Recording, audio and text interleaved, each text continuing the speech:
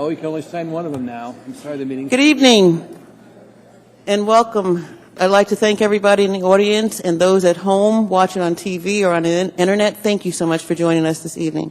Madam Clerk, roll call, please. Ms. Tomboski. Present. Mr. Croft. He'll be right back. Mr. Evans. Here. Mr. Flynn. Present. Ms. Gray Jackson. Honored to be here. Mr. Traney. Present. Mr. Steele. Here.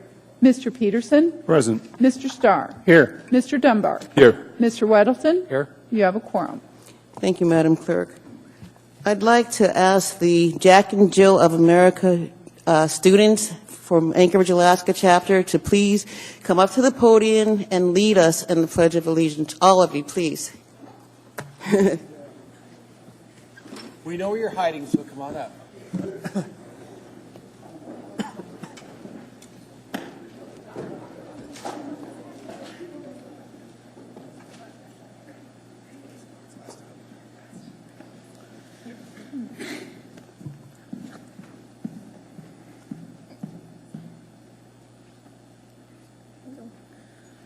I pledge allegiance to the flag of the United States of America and to the republic for which it stands, one nation, under God, indivisible, with liberty and justice for all.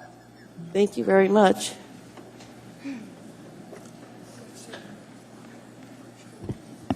We are now at agenda item 5, Mayor's Report. Thank you, Madam Chair. I just want to take a moment here to acknowledge Sergeant Alan Brandt from the Fairbanks Police Department. And you and I and Assemblymember Traney were part of the procession.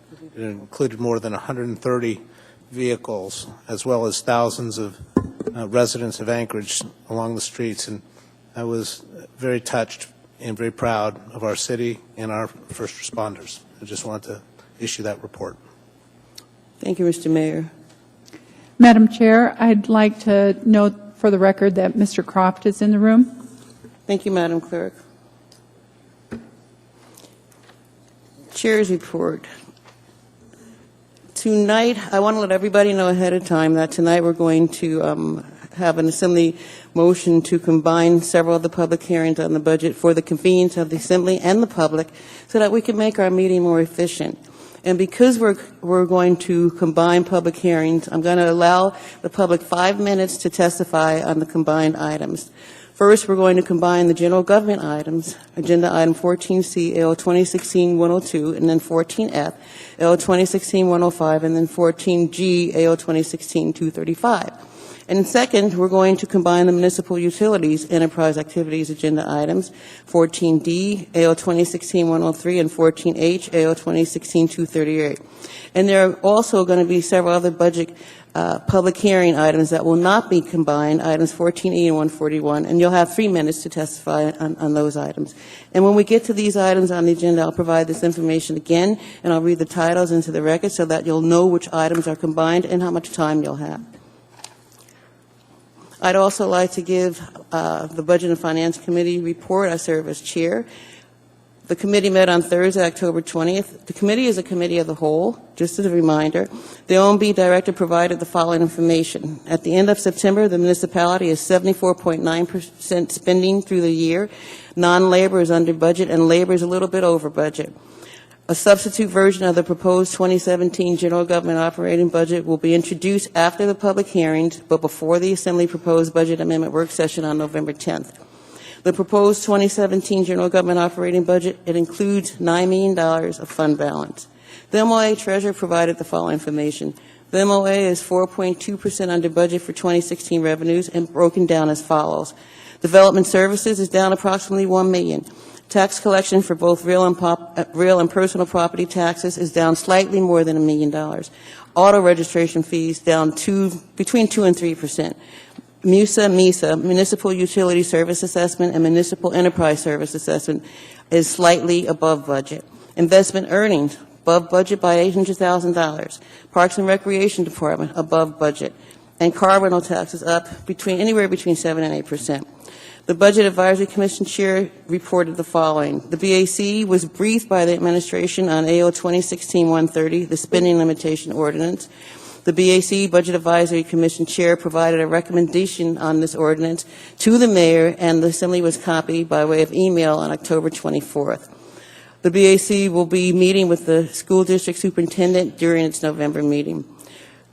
SAP update. Mr. Thurn reported the following. 3 weeks have been added to the development phase to accommodate FILO changes. Testing is now scheduled to begin the week of November 28th. Data migration went red on October 19th. Financial status, the number of MOA staffing is static. SAP invoices have not been paid because of extensive review and inaccurate billing from the company. And the monthly SAP cost is $1 million for staff and $200,000 in travel expensive. I am going to suggest that we cancel the November Budget and Finance Committee meeting because of the Alaska Municipal League and the National League of City Conferences that are being held on those days.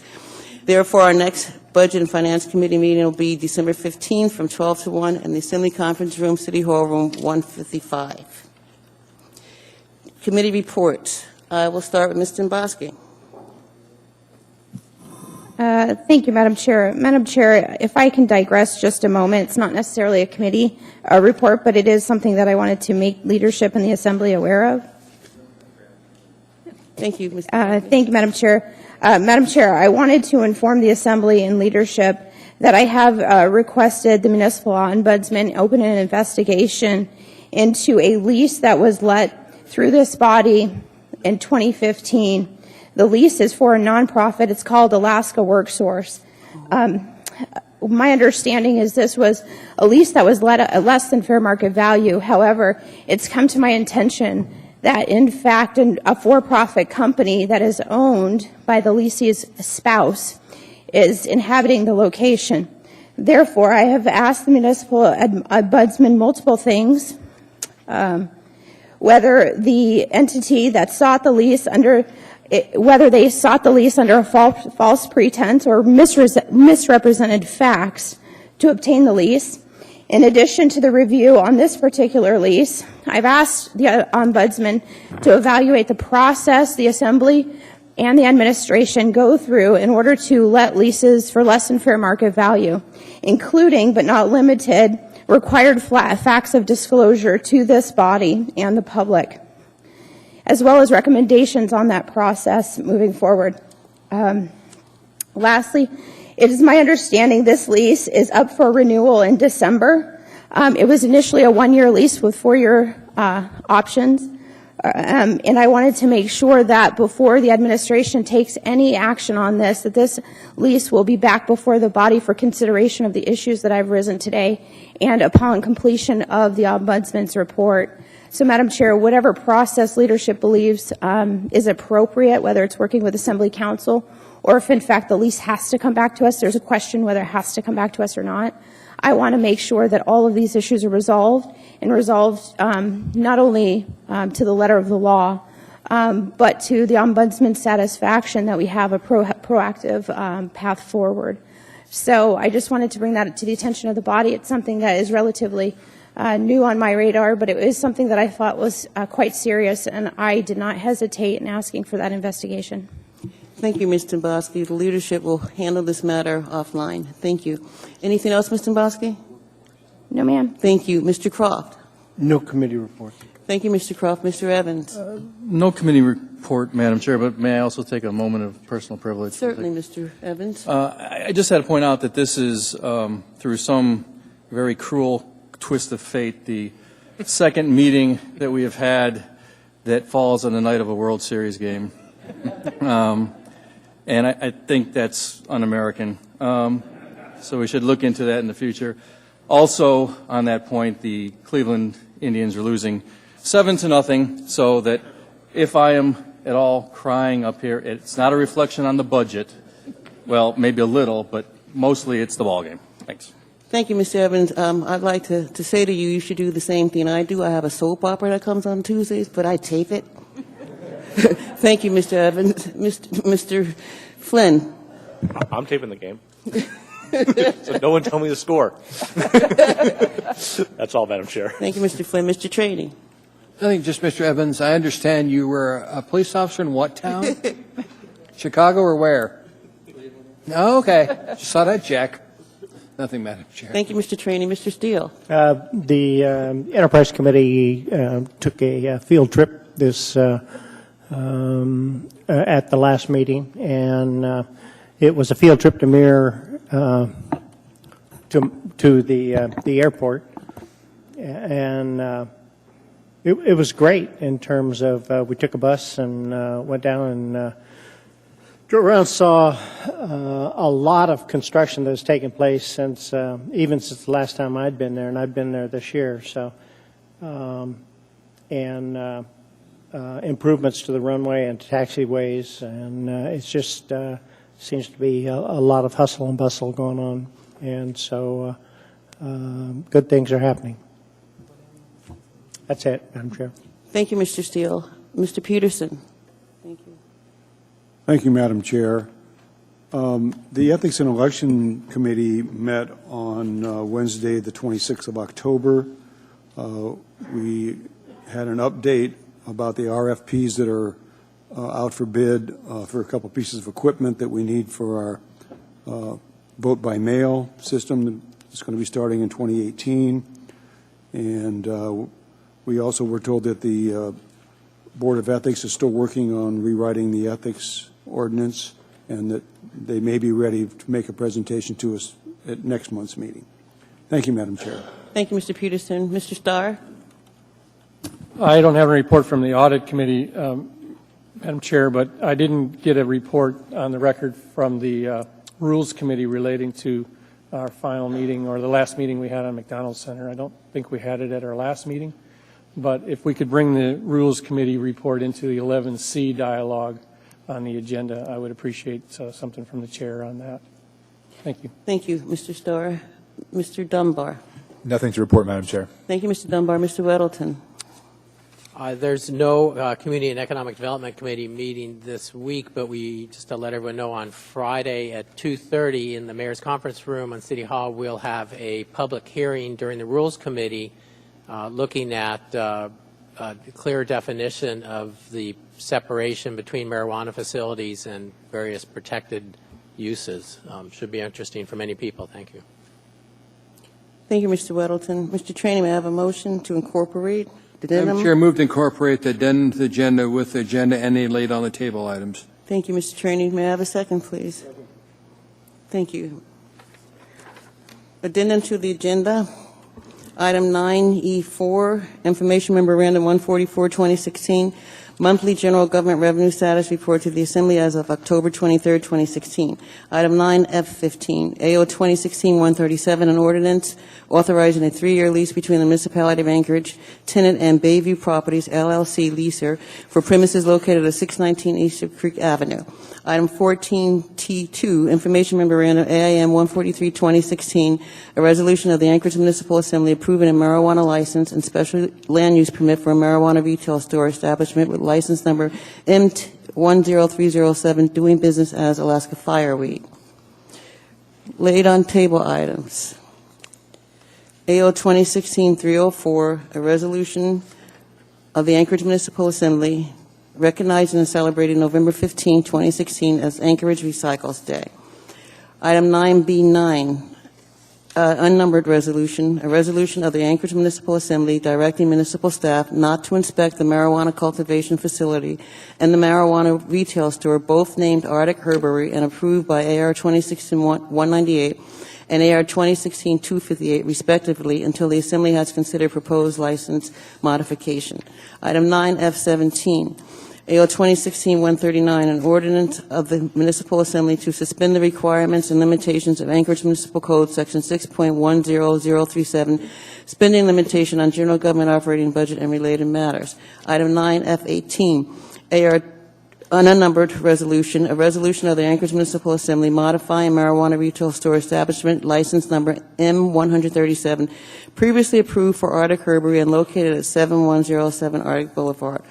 Item 9F19, unnumbered resolution, a resolution of the Anchorage Municipal Assembly modifying marijuana cultivation establishment license number M135, previously approved for Arctic Herbery and located at 7107 Arctic Boulevard.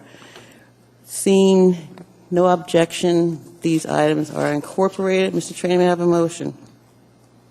Move to approve, Madam Chair. Second. Consent agenda as amended.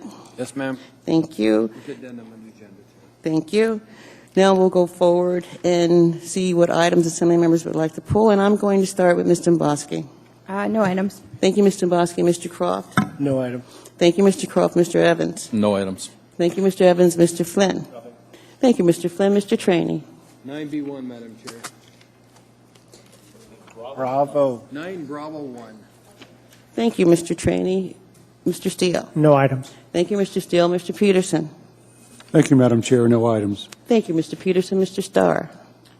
9B9 for the intention of being added as a co-sponsor. 9, D like dog? Bravo 9, laid on table item. Thank you, Mr. Starr. Mr. Dunbar? 9 Alpha 1 laid on the table item for reading. 9 Alpha 1? The recycling one. Okay, thank you. Thank you, Mr. Dunbar. Mr. Weddleton? 9B2. Thank you, Mr. Weddleton.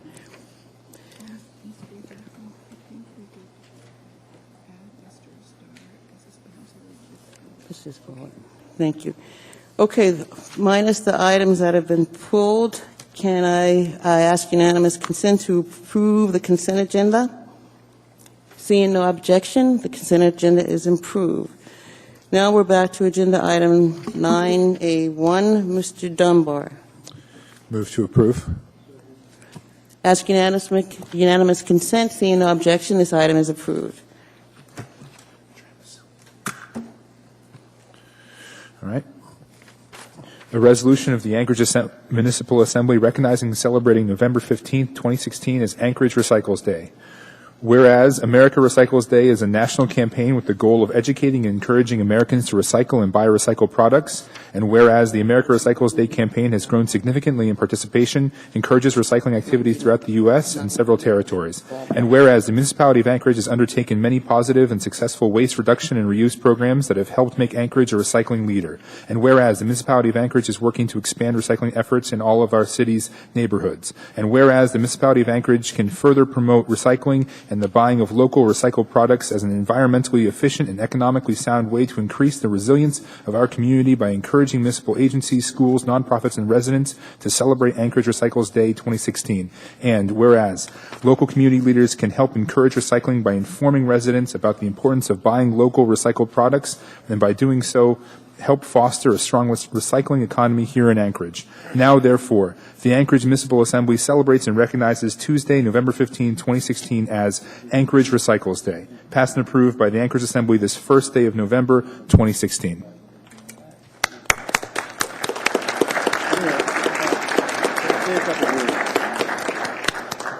Well, thank you for your support for recycling. We're really excited about some new innovative projects going on at Solid Waste Services as part of the recycling program. We recently launched a pilot community compost program, and I'm proud to announce that we diverted over 6 tons of organic material away from the landfill with just a few hundred participants. So we're going to be looking in the future towards more new innovative ways to divert material and recycle and expand the lifetime of our municipal landfill. Thank you. Would you like to say a few words, young man? Did you make your recycled plastic here? No. Well, it's rather cute. Thank you.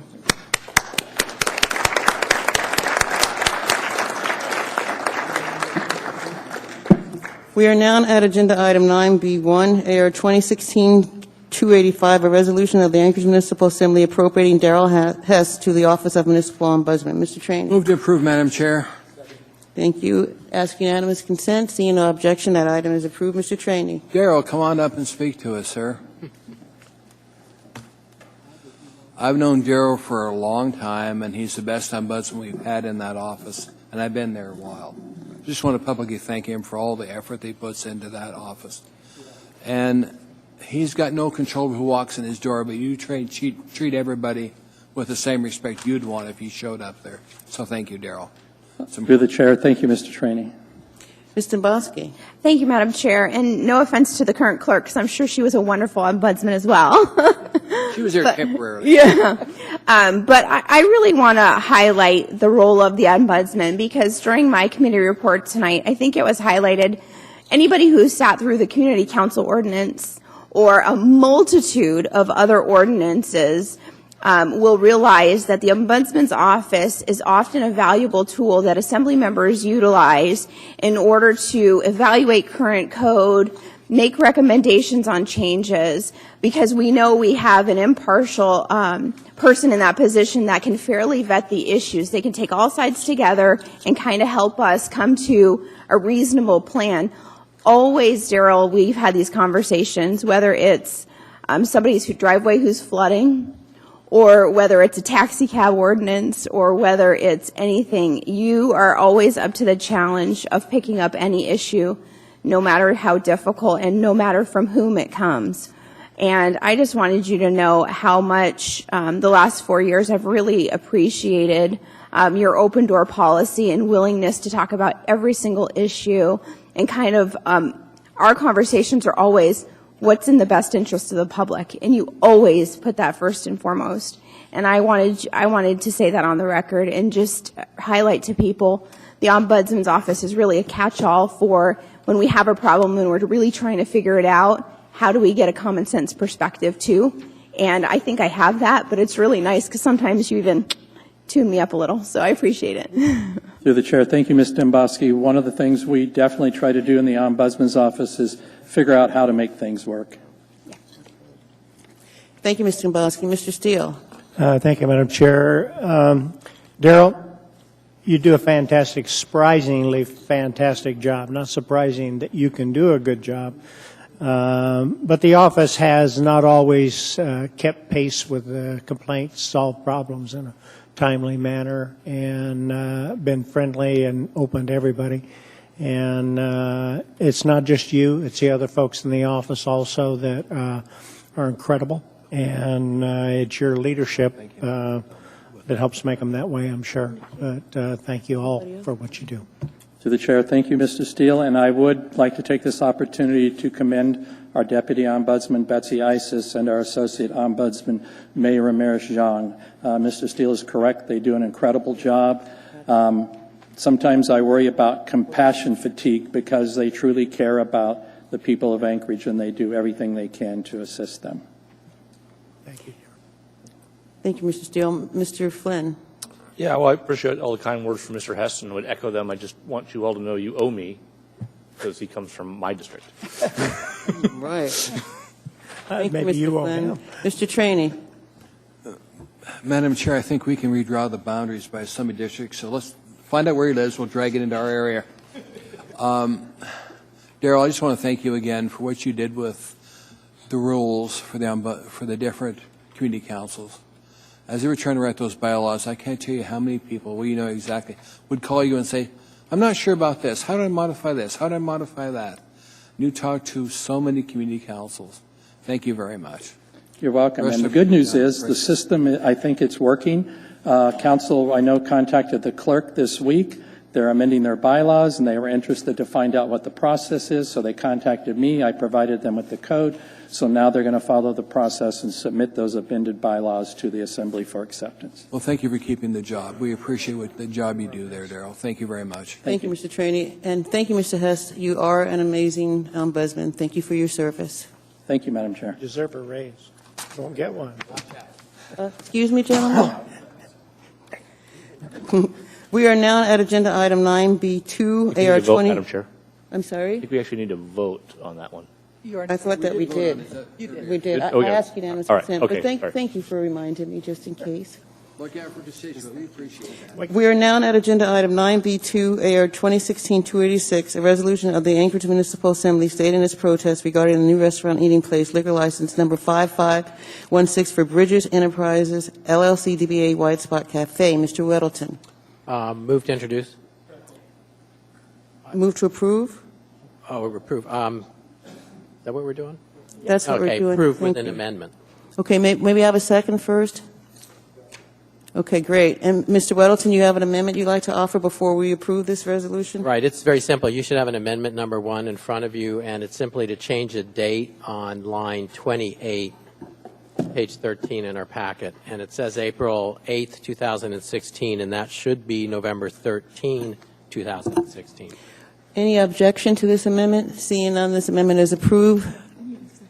I thought, okay, thank you. We have a second. Okay. So there's no objection to the amendment. The amendment is approved. Ask unanimous consent to approve AR 2016-286 as amended. Seeing no objection, that resolution is approved. We're now at agenda item 9B9. It's an unnumbered resolution, a resolution of the Anchorage Municipal Assembly directing municipal staff not to inspect the marijuana cultivation facility and the marijuana retail store, both named Arctic Herbery. Mr. Starr. Move to approve. Second.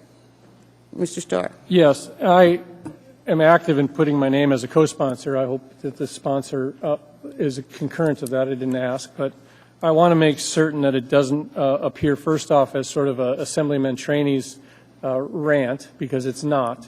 I would never rant.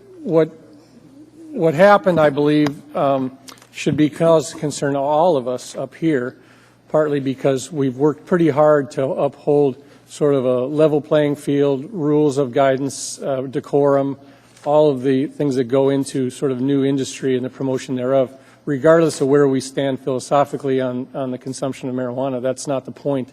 I think that the social glue that we have as we put laws on the books has to be clearly delivered, as well as the consequences when the rules haven't been followed in this particular case. It kind of galled me. I couldn't believe what I was actually reading when I picked it up as a news blurb that the gentleman was in fact handing out samples. To me, that would be sort of the same as sort of lining up shots of the latest vodka and saying, come and try this. And so there's a lot of issues with it. One of them, I will ask the chief of police to come up to the microphone, because it's been a violation noted by the Marijuana Control Board. They publicly violated this gentleman's establishment.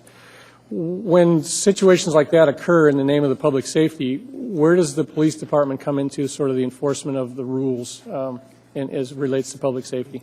Well, if we received a report of an incident like that, we would look into it.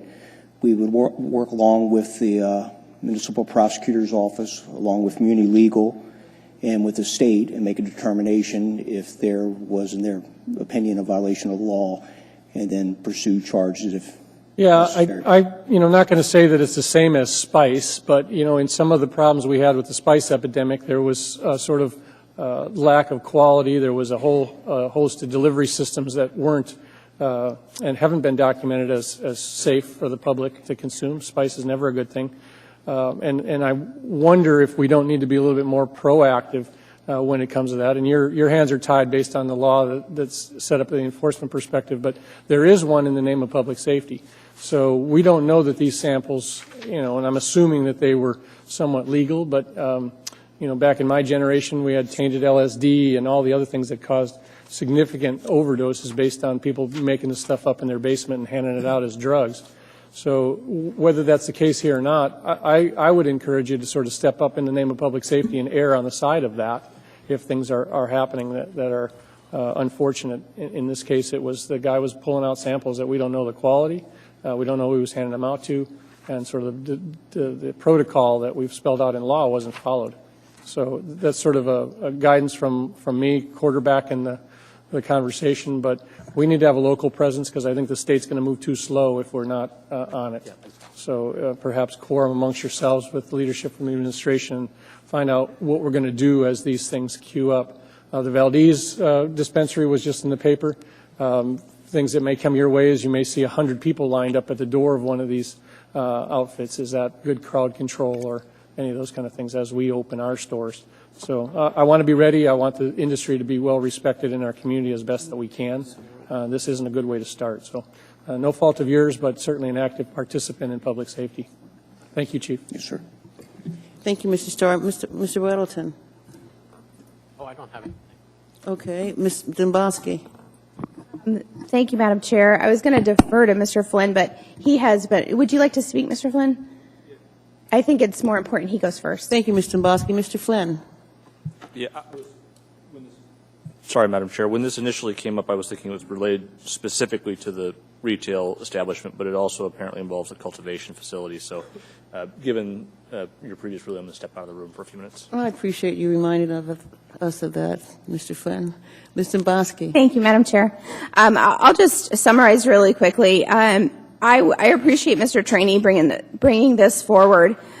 For those listening at home, essentially what we have is the first retail marijuana shop in the municipality of Anchorage has already received, I believe, 2 Marijuana Control Board violations. And I think the message from this body is one, that the rules, the conditions that we put on your license are very important. And if you violate those rules or conditions, your license may be revoked or modified.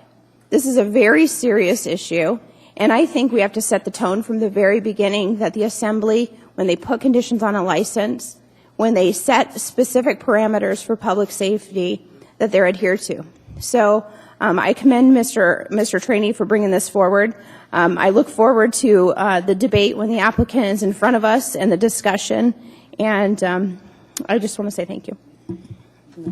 Thank you, Ms. Dombrowski. Mr. Croft? So I suppose we've got 3 pieces of legislation all on this particular thing. 2 went on the consent agenda. Now we have this before us. It seems, and I'm in favor of all of them. I think it's appropriate that we bring them back up, that we delay the permitting in effect, and we get it done. But I guess my question was, all of these seem to say we're going to add an additional condition, but the condition they violated was just don't violate municipal code. And so I don't, my question for either Ms. McConnell or Mr. Falsey is, can't we just yank this license at the next duly noticed meeting? We can add a condition. Can't we just say you're in violation of condition 1, and the most important one, your permit is revoked? Do that once we have a hearing. We want to have a hearing for the whole thing. So through the chair, at this point, it would be more of an accusation rather than an approved violation. There is a process for taking those violations through the hearing officer. I will say there has been some back and forth with the licensee about whether he has in fact violated any provision of the municipal regulations, and I'd be happy to have a candid discussion with you about that, probably not in open session. Okay, so it's a good point. I guess I was thinking we would delay until there was a resolution where we knew. But if there has been a violation of municipal code, can't we, according to the condition 1 that is in all of our permits and special land use permits, couldn't we then withdraw it if there has been a proven violation of municipal code?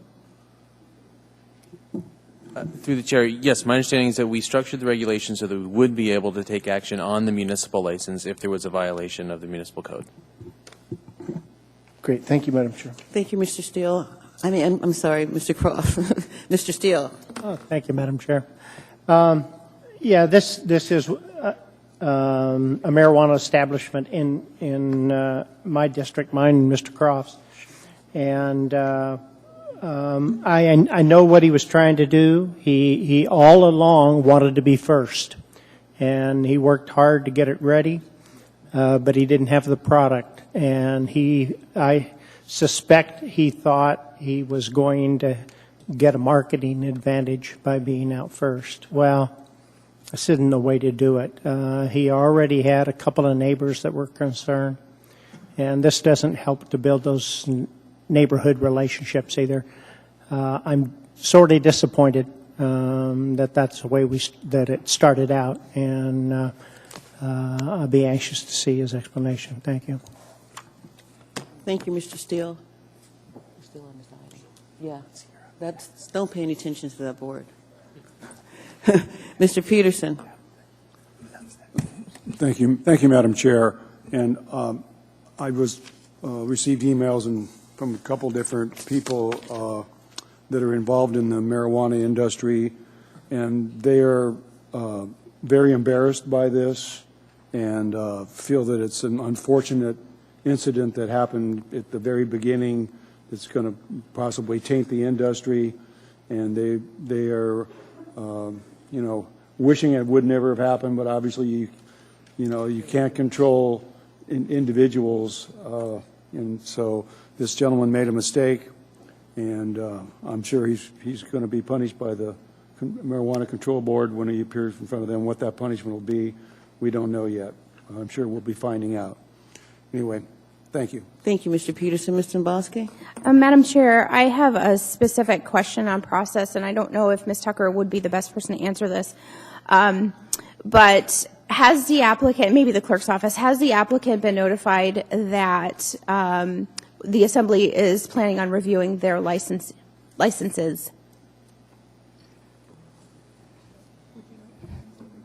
Please answer, Madam Clerk. Through the chair, yes, Ms. Dembowski, the applicant has been notified. Unfortunately, it was late tonight. It was shortly before, but it was late this afternoon. Okay. But obviously, these documents were just prepared today, so that was the earliest notice that was possible. That's okay. The reason I ask is because once we trigger a review of an application, I want to understand fully and clearly, does this trigger this is a due process issue for the applicant. That's the reason we structured the law the way we structured it, that they come in, we discuss it. Does this trigger any sort of quasi-judicial, the Assembly shouldn't talk about it outside? Is this, how is this one viewed? Is this viewed as just legislative, or are we now, since we've put them on notice that we're going to be reviewing this, does this move it into some sort of, I don't want to say arbitration, but due process, quasi-judicial function of the Assembly? Any lawyer can answer, really. You said one's on the current Assembly. Yes. Ms. Tucker?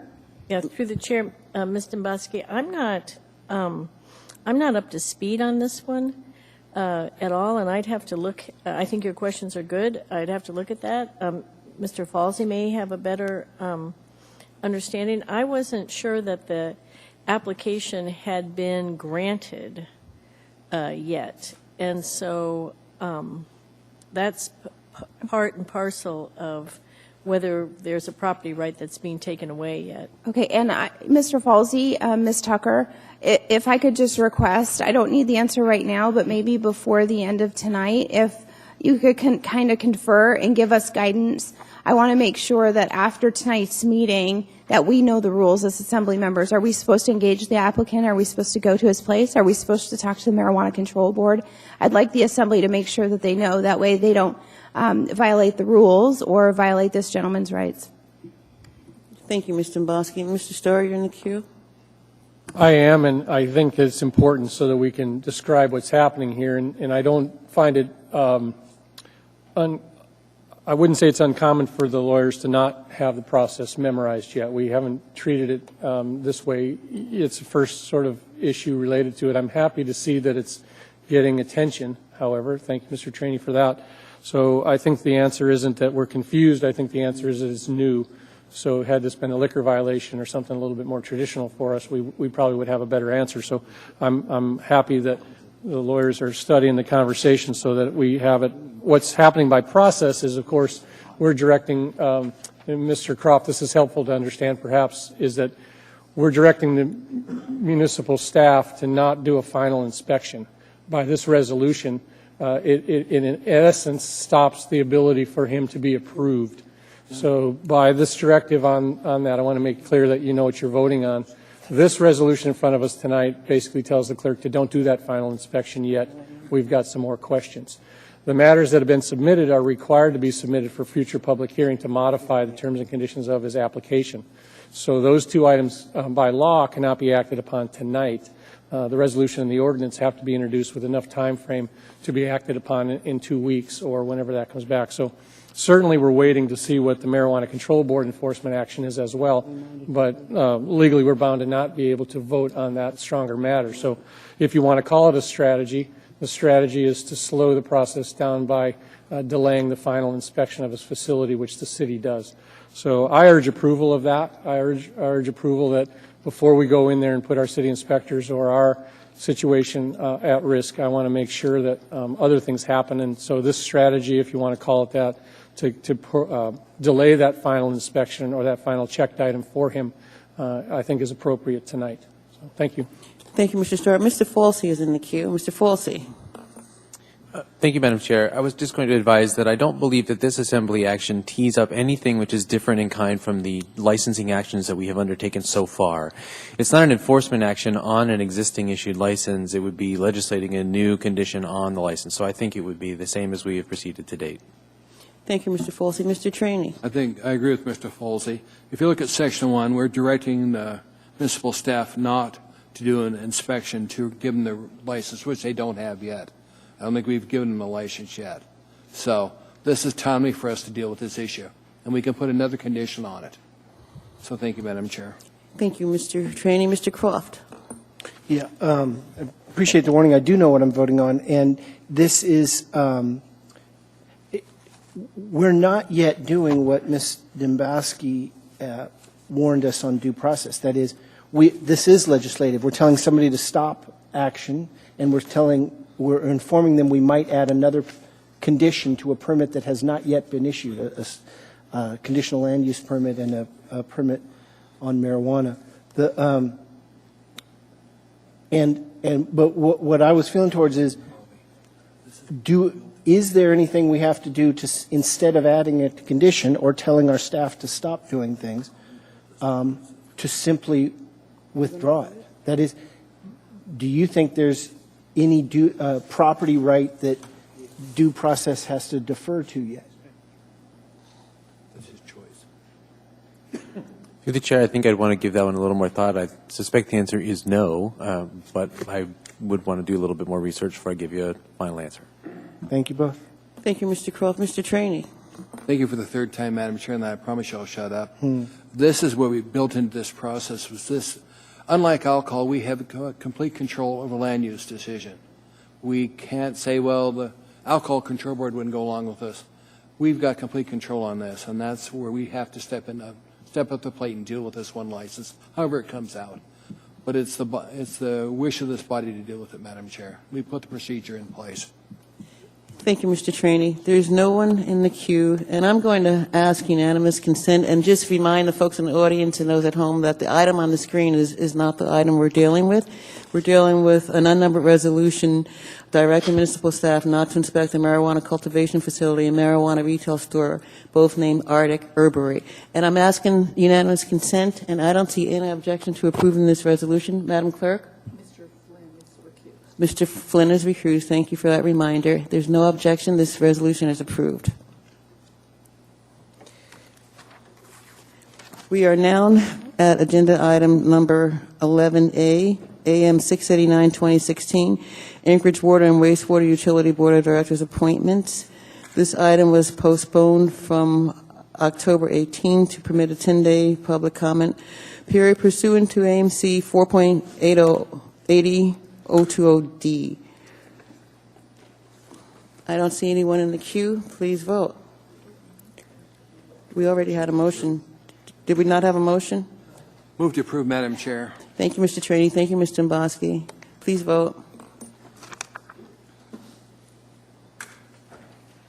That item is approved. We are now at agenda item 11B, AM 685, 2016, recommendation of award to HDR Alaska, Inc. for consulting services for the 2014 Metropolitan Transportation Plan. This item was postponed from October 18th, and we need a motion to approve. So moved. Thank you. There's no one in the queue. Madam Please. Chair. Thank you. Mr. Flynn. Thank you for the second, Mr. Peterson. Madam Chair, this was held over at my request. I had a conversation with Mr. Haddon. It's my understanding that he is in position to negotiate milestone payment schedules that rely on deliverables. Mr. Haddon, do you want to briefly speak to that before we approve this? Mr. Flynn, through the chair, yes, we are in a position and we will start negotiations for milestone payments.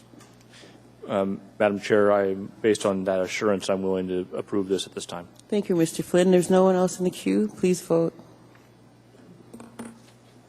That item is approved. We are now at agenda item number 11C, Information Memorandum 131-2016, Internal Audit Report 2016-05, Harry J. McDonald Memorial Center. Madam Chair, I move to postpone assembly action to December 6th. Second. If I could speak to that. Mr. Starr?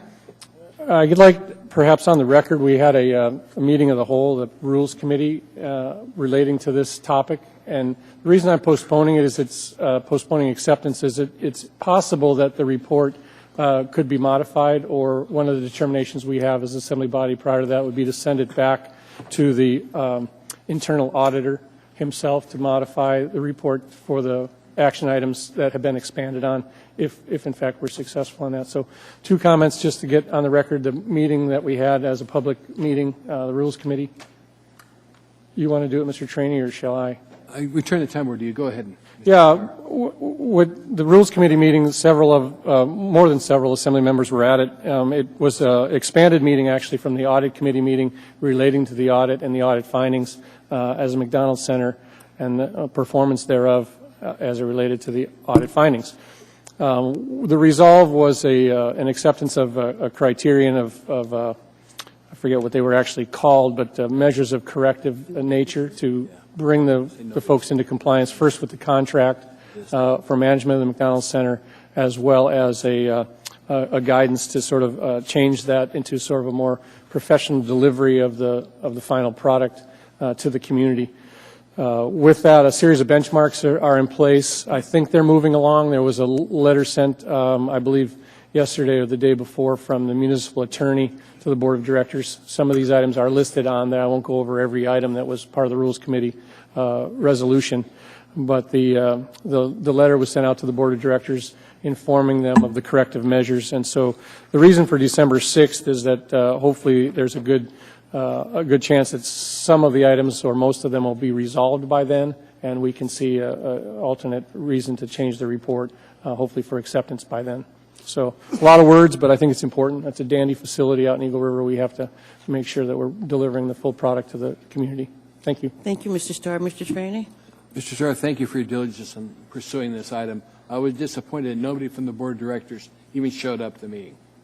Well, on the public record, they did get the message. They called, one of the board members called me the next day. There's been some interest in sort of the research and the information exchange. So not only is the letter coming out from the board of directors, or to the board of directors from the municipal attorney, we've had some working dialogues, which I would hope is part of the solution, is to help fix that at a grassroots level. So those that supported that resolution and moved that action item forward, I think it's a good tool for that corrective action. But the proof will be in the actions that they actually do, and we'll see how they do. Thank you, Mr. Starr. Thank you, Mr. Trainee. Thank you, Mr. Trainee. Mr. Starr, you're the chair of the Audit Committee, and I just want to thank you for handling this matter. Thank you. The motion on the floor is to postpone acceptance of AM 131-2016 until the meeting of December 6th. Please vote. That item is postponed. And because we can't go any further, I'm going to ask for a motion to recess for 20 minutes. Move to recess for 20 minutes, Madam Chair. May I have a second? Thank you. No objection. We are recessed for 20 minutes. See everybody back here at 6:10.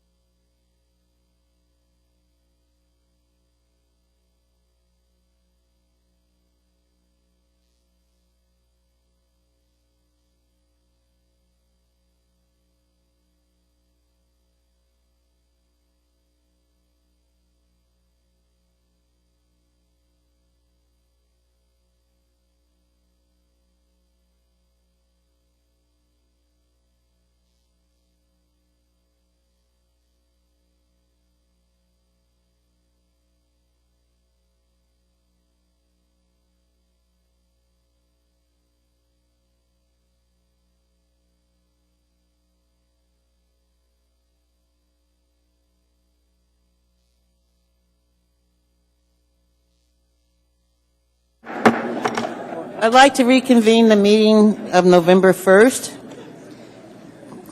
We are now at agenda item 12A, appearance request. Mr. Les Shepard regarding identification of a site for an indoor tennis facility. Mr. Shepard.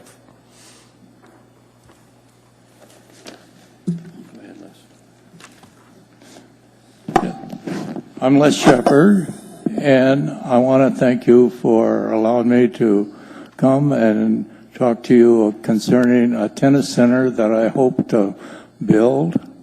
And I only got a couple minutes, so I want Tim to talk now. For the record, my name is Tim Potter with Dell. I'm here tonight with Les. Les has been working for a couple of years through a foundation called the Kathleen Shepard Foundation that was set up by him based on his former wife. And she and Les played tennis. If you can believe it, Les will be 85 years old in February, and tennis has done him well. So with that, Les has been fairly successful in Anchorage and believes that Alaska and Anchorage has been very good to him. And he's been pursuing a dream of sorts that would create a new indoor tennis facility that would be located appropriately and available for all ages, all abilities, and all economic status or statures within the community. So tonight we're here to basically ask the Assembly and the administration to consider going through a public facility site location study to identify a site. In order to have a site makes then it's possible to do a better job of trying to raise funds, because the goal here is to create a facility that would be the facility would be given to the city from an ownership standpoint, but it would be developed, constructed, and operated by a foundation, which would be the Kathleen Shepard Foundation, so that the goal is to have no real cash cost to the taxpayers in the beginning, middle, and the end, but make this facility available to people from all walks of life, all abilities and all ages, school children, retired folks, to be able to learn and how to play tennis. It's a healthy, fit activity that someone can do for your entire life. So we've given you a location map as a starting point recommendation based on 2 years worth of work that Les has done, including going out and independently paying for some soil reports and testing on at least one of the sites. We've given you a short bulleted list on the front page of some locational parameters that we think would be good guidelines to start the process with, to make sure that it really is available to the entire community. So having it skewed a little bit to the northeast to be more available to the folks that have a higher percentage of no vehicle ownership, available to the employment center around the universities, the health facilities, to create a synergy with other existing programs. And with that, we'll finish up, but we appreciate the time, would be happy to answer any questions, and please read and review this. Thank you. Mr. Starr. Yes, I will start a study. That's all. That pretty much finishes the presentation. No, I wanted to be clear. What I just said was, yes, I will initiate a site selection study for the site, because I think those that have known the history of several things, partly my comments on public tennis facilities in the past have been contentious, so I want to clear the air that I promote the sport and I promote that sort of level of activity. And I also know Mr. Shepard has done a tremendous job of lobbying the cause in a hugely appropriate way. So when you engage Mr. Potter, and I don't know if it's Dow Engineers yet, but when you bring that kind of horsepower through, as well as the understanding of the public site selection process and the protocols that go into that, it's easy for me to say yes, because the idea that we can foster the conversation in and around the structure that we have guidance in code and in this body, I feel equipped to do that. So, yes, I will. Thank you. Appreciate it. Thank you, Mr. Starr. Mr. Peterson? Thank you, Madam Chair. And I just wanted to thank Mr. Shepard for taking the reins of this animal and trying to get it across the finish line. I know he talked to me about this the very first time I ever met him. I think that was over 3 years ago, maybe 4 years ago now. And I know you've done a lot of work to get to this point, and I want to congratulate you. And don't stop now. Just keep working, and I think the finish line may come in sight. Thank you. Thank you, Mr. Peterson. Mr. Weddleton?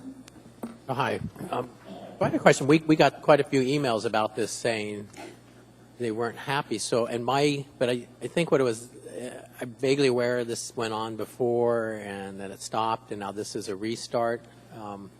So was that where was the previous effort located? And is this different?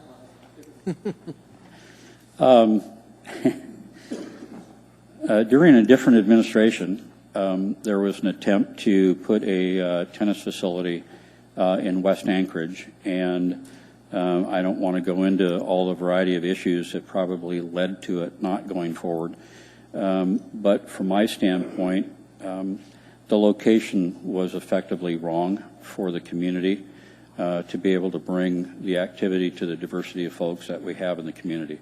Les did see that, watched it, was contacted by Mayor Sullivan, asked to participate in a tented version of a tennis facility at East High School, which he chose to not put his money into, so that he could pursue something a little bit better for a year-round use facility for the entire community. So this is not that facility, but it is an indoor tennis facility, acknowledging that quite a number of the actual indoor tennis courts have gone away and are not available. It's difficult for our high schools even to have their statewide competitions anymore at a single point, and that's something that we'd like to try and address. Okay, well, I'm familiar with the one in Northern Lights and that effort, but the emails we got were mostly from people in, I think, Airport Heights and Northeast, and they were talking about clearing wooded areas. So was there something, does that connect with anything? That is a site that was identified by Les early on in his endeavors, and we evaluated the site. We actually got permission from the city to go put some geotechnical holes there to see if the soils could support that kind of facility. We did go to a variety of community councils, University, Airport Heights, Rogers Park, and nobody necessarily wanted it in their backyard or a park in their backyard. So that's probably why you received some emails. You know, the reality is that it's a needed facility in our view, and during a time where you've got a significant deficit operating, those are the times that the city and the private sector need to get together and partner to be able to create and operate and maintain facilities that are a benefit to the entire community. All right, thank you. Thank you, Mr. Weddleton. Ms. Dombowski? Thank you. I just wanted a little clarification. During your testimony, you said that the foundation that was set up was planning on incurring the construction costs. Did you also say the site selection costs, or just the construction costs? We would be, and Les can answer this if you'd like. The goal of the foundation is to construct the facility and pay for that, so the taxpayers aren't paying for it, then operate and maintain the facility. The facility would be owned, just like the museum is, by the public and by the city, and yet it would be operated and overseen by a board of the foundation, much like the museum has operated. So essentially, then the ideal location potentially may be a property already owned by the municipality. That's why that site was probably looked at. The idea of that is, while there would be no intent to have cash infusion by the taxpayers, that a well-located site proximate to trails and major trail corridors, bus routes, and arterials would be beneficial, and certainly The city's participation cost in this would be the potential of making a site available. Thank you. And I know, just to echo what Mr. Starr has said, this has been something that has been passionate, that Les has, absolutely bird dogged for the last 3 years, and his passion is inspiring. And I thank you for coming forward and testifying tonight. Thank you, Mr. Bosky. Mr. Steele? Thank you, Madam Chair. Yeah, we have heard from a few of the neighbors. And I remember the proposal when it came through the first time. I think people are just, it's a good idea. It's a needed facility, I think. But the neighborhood is sure not happy with the prospect of losing parkland. Once you get parkland, you hate to get rid of it and build something, and trails and everything. So if that's the site, it's going to be tough politically, I suspect. But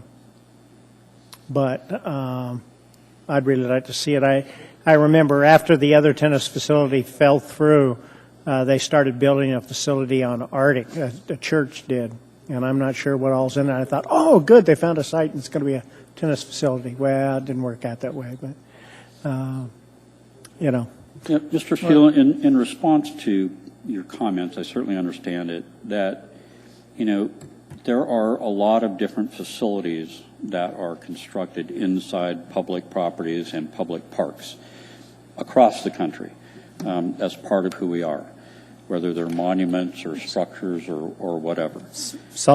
And it's really important for everybody to, and I totally get the issue of a non-developed park and open space versus open space surrounding a facility that is a structure. We have a limited amount of land. We have a limited amount of money. We have great need for the activities that can go on in a northern climate for this kind of facility, beneficial to the entire city and our long-term health. So it is a balancing act, and it is a question that needs to be asked.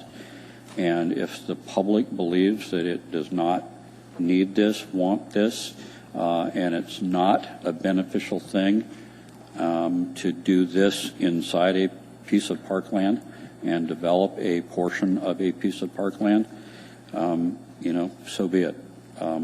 Les can live with that. Yeah. And, nobody wants to force the public to do anything that it doesn't want to do, but we do want people to ask themselves to try and think about it and understand the balances.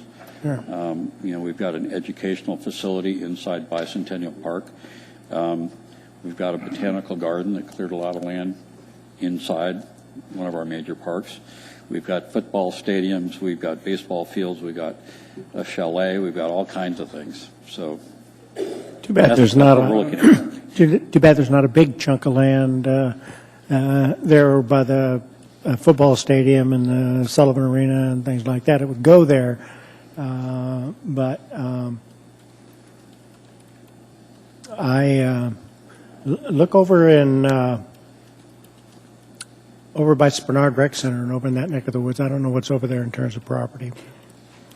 I'd love to have it in my district, but that's not my district. But I can tell you the soils there are not as good as the site that we drilled already. It's not as pretty. You don't have as many pretty trees over here. Anything else, Mr. Steele?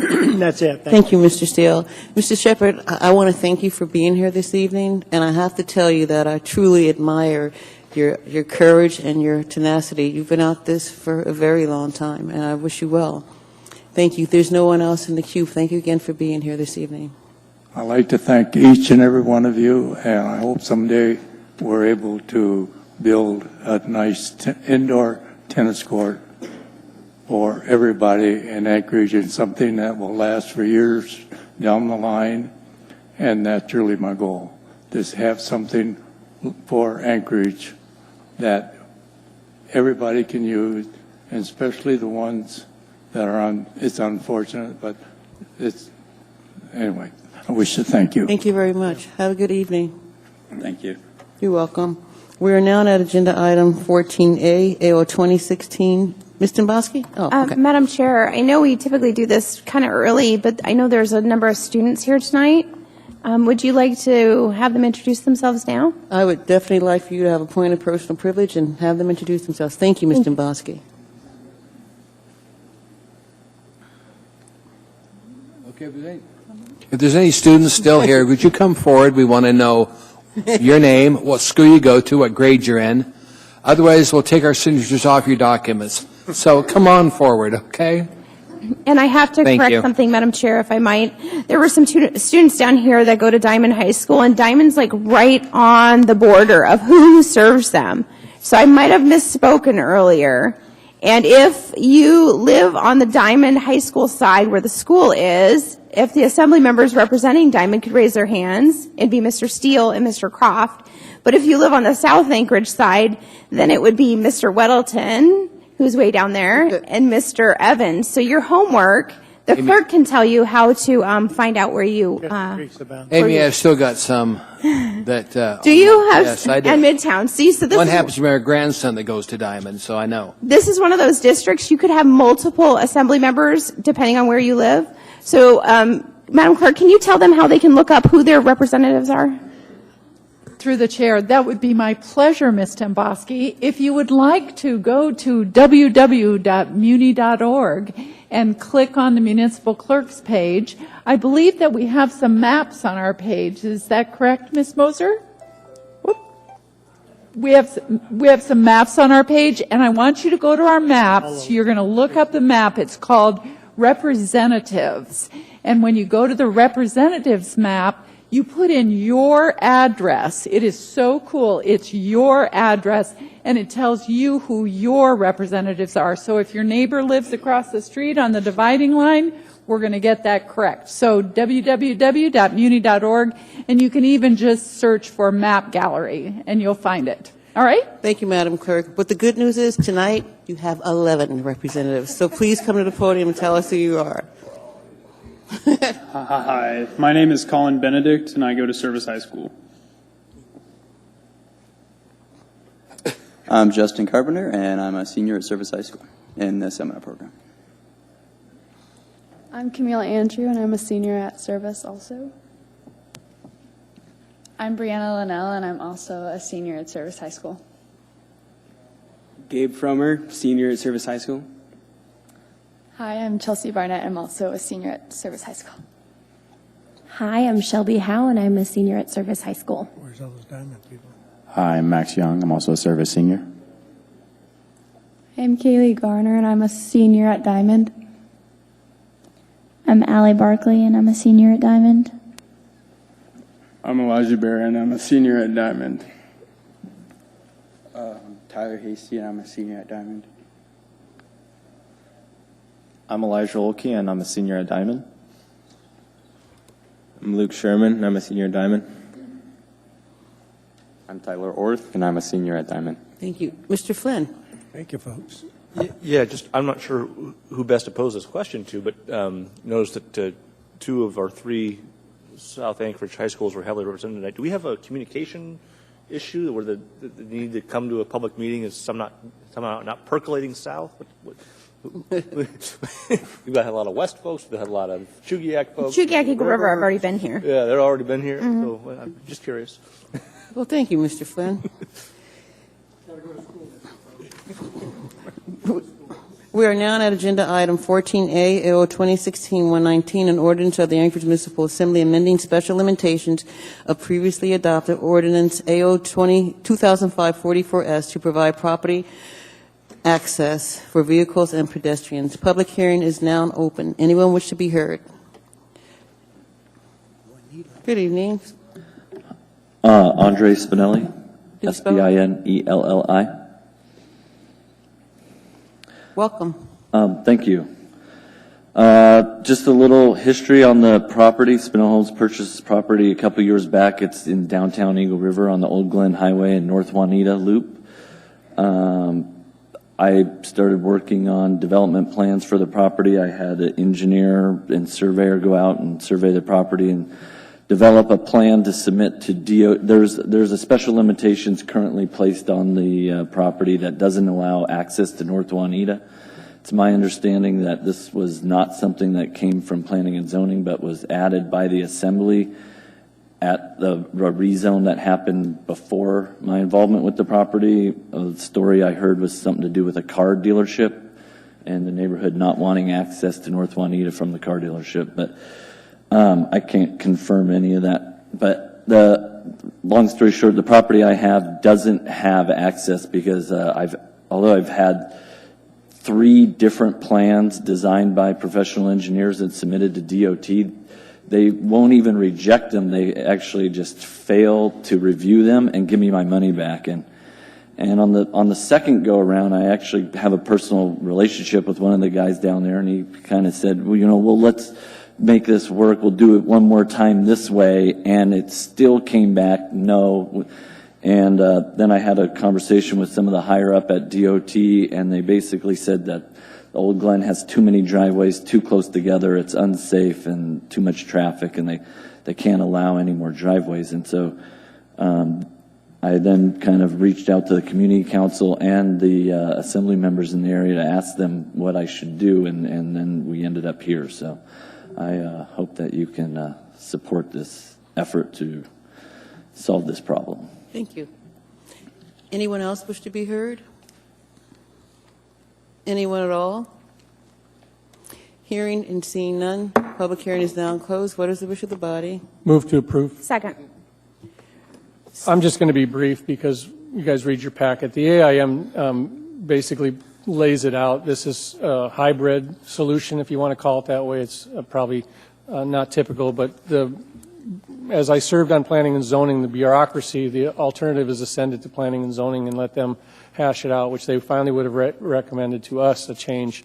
So to move a change of the special limitations, I think is relatively safe.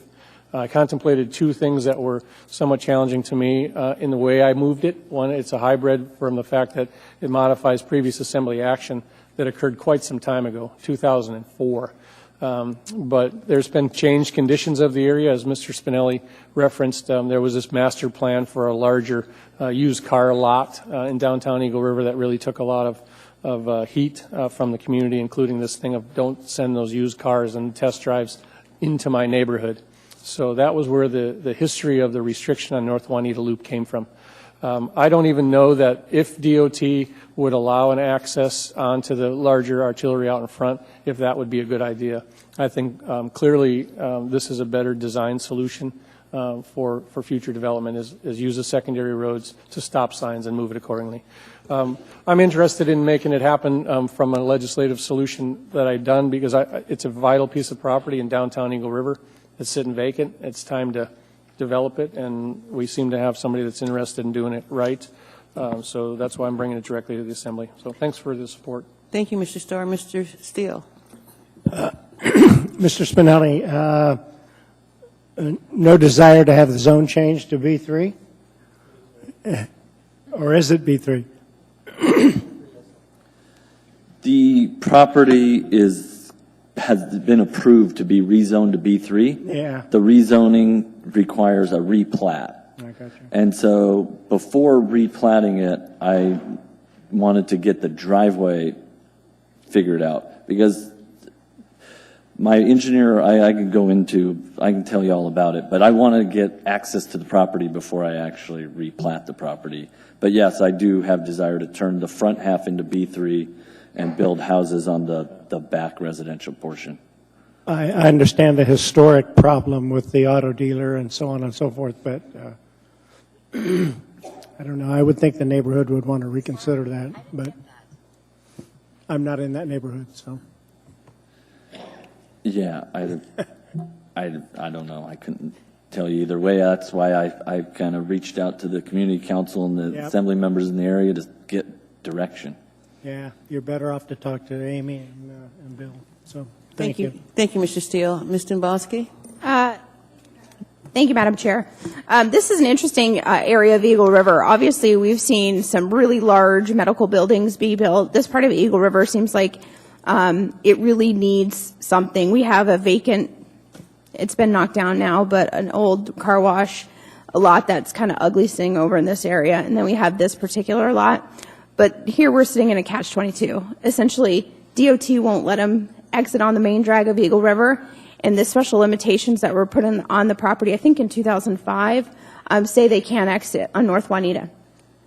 And they're literally right on the main drag of Eagle River. So I have heard no opposition to this anywhere in the community.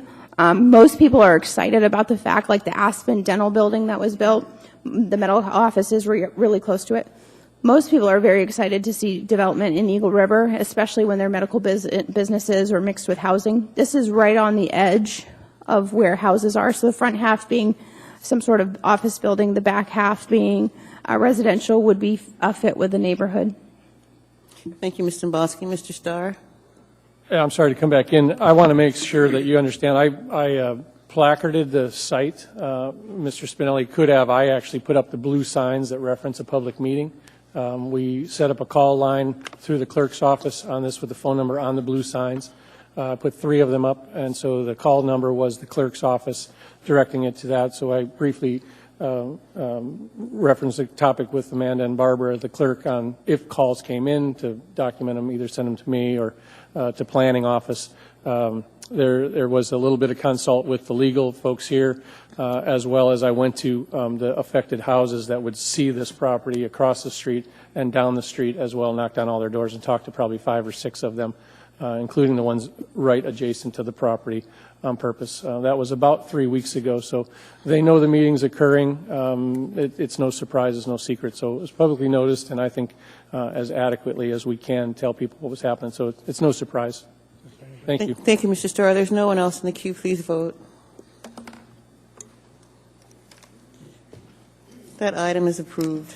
We are now at agenda item 14B, AO 2016-130, an ordinance of the Anchorage Municipal Assembly to amend Chapter 6.10 of the Anchorage Municipal Code to bring Section 6.10037 into greater alignment with Section 1403 of the Anchorage Municipal Charter, the tax increase limitation, popularly known as tax cap. Public hearing is now open. Anyone wish to be heard?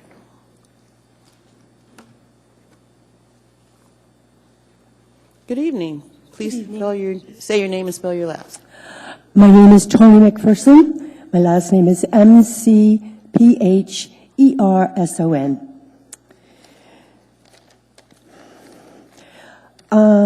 I am a longtime resident of Anchorage, and I've also worked for the city. I retired a couple of years ago, but I worked for the library for 12 years. And during that time, I witnessed the managers of money of the library going through hellacious problems, and much to do with the tax cap, having to lower budgets every year, and for them it was very stressful, and it also went down to the staff because they never knew what was happening, because every year, okay, it's got to be lower, it's got to be lower. Well, this is like another tax cap, so as I understand it, if the budget is considered using this, the current budget will have to go down $9 million after it's already been down so much from the state cuts. I think that's ridiculous that we should have both of these in place. As I understand it, it should have disappeared when the tax cap came into being, and I encourage you to vote to get rid of this particular formula, and we'll go forward with the tax cap that we have. Thank you. Anyone else wish to be heard?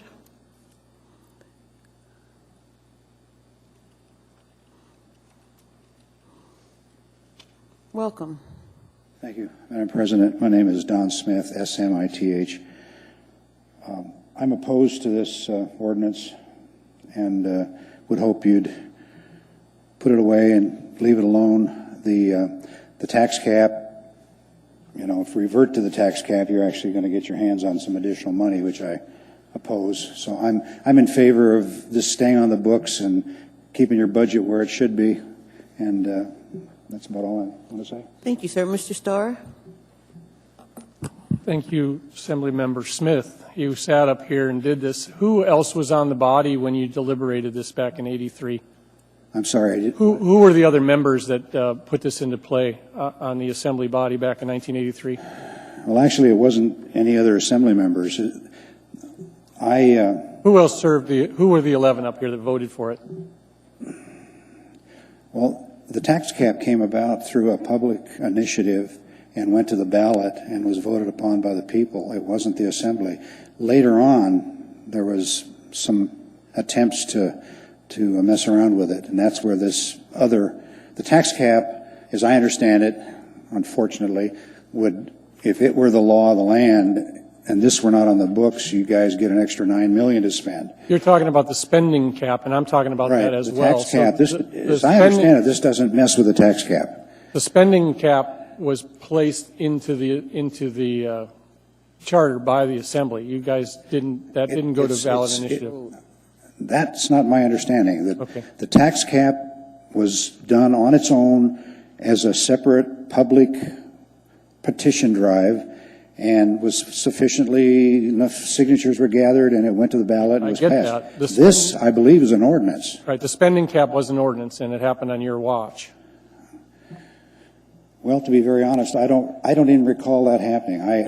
My understanding was we had a tax cap, and that later on, when it came about, I wasn't aware. Okay. But that's all. I appreciate it. I mean, it was a long time ago. There's no harm, no foul. Unfortunately, it's been a very long time ago. Okay. Thank you. Thank you, Mr. Starr. There's no one else with you, sir. Thank you. Anyone else wish to be heard? Anyone at all? Hearing and seeing none.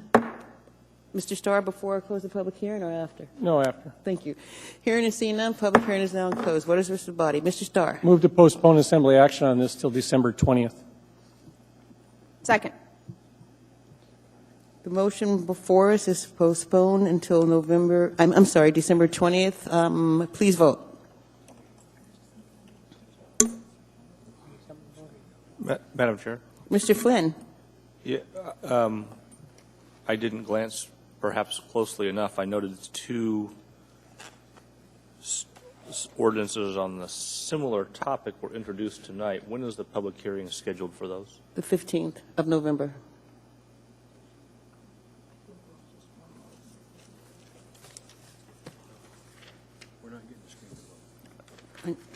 I know we're not, yeah. I believe it's November 15th. And it's Mr. Evans' ordinance. It's November 15th, public hearing, correct? Thank you. And I think it's only one. Didn't Mr. Weddleton have one as well? No, he didn't. He did not introduce that. Okay. No.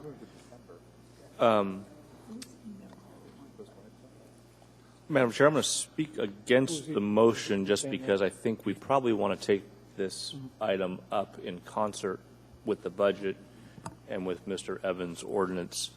And so I would support a motion to postpone to the 15th, but I don't think moving it to December is a wise choice, given that we need to make a decision on the budget in a couple weeks here. So Thank you, Mr. Flynn. Mr. Starr, would you like to respond? Okay, I'm fine with that to a certain degree, although my challenge would be an S version to this. Needs to have adequate vetting. So if in actual practice Mr. Evans doesn't pass on the 15th, then that gives us time to resubmit on the 6th of December for a public hearing on the 20th. That's why I picked that date, so that we can give fair due to an S version or a blended conversation between Mr. Evans and on his would go. I think the administration would like to resolve it before the budget is approved, naturally, but we can probably have a policy call on that if they're in fact pressing to get the issue resolved before this budget is approved. I'm open to those kind of conversations as well. So a delay works. It's just whether or not we do that in 2 weeks around Mr. Evans's or not. I'm happy to have that debate right now with others weighing in. I guess, Mr. Starr, I wouldn't, if we can't resolve it by the 15th and we need to postpone further, I'm fine with that. But I prefer, at least at this time, we postpone to the 15th. All right, I'm good with that. So, Mr. Starr, are you changing your motion to be postponed? Mr. Flynn moved it. Okay, so you'll withdraw your motion and the second. Mr. Flynn, would you like to make a motion? Yeah, I'll make the motion to postpone this item to November 15. Ms. Domboski, do you support the withdrawal of the original motion? Yep, and I'll second your motion. Okay, thank you. Thank you. So we have a first and second. Mr. Dunbar. It's resolved, Madam Chair. Thank you, Mr. Dunbar. There is no one in the queue. The motion before us is to postpone AO 2016-130 until the meeting of November 15. Please vote. This item is postponed until the meeting of November 15th. Madam Chair, Mr. Trainee. move to combine the public hearings to item 14C, 14F, and 14G. May I have a second, please? Is there any objection to combine the public hearings? Item 14C, 14F, and 14. 14F, and 14G? Seeing no objection, those items are combined. But I just want to remind folks that because the ordinances are being combined, the chair is going to allow you 5 minutes to testify before this body. Okay? Public hearing is now open. Anyone wish to be heard? Please step forward. Yeah, 5 minutes. What happened if you had 5 minutes and nobody came? Anyone wish to be heard? You can't testify if you already testified on it. That's okay.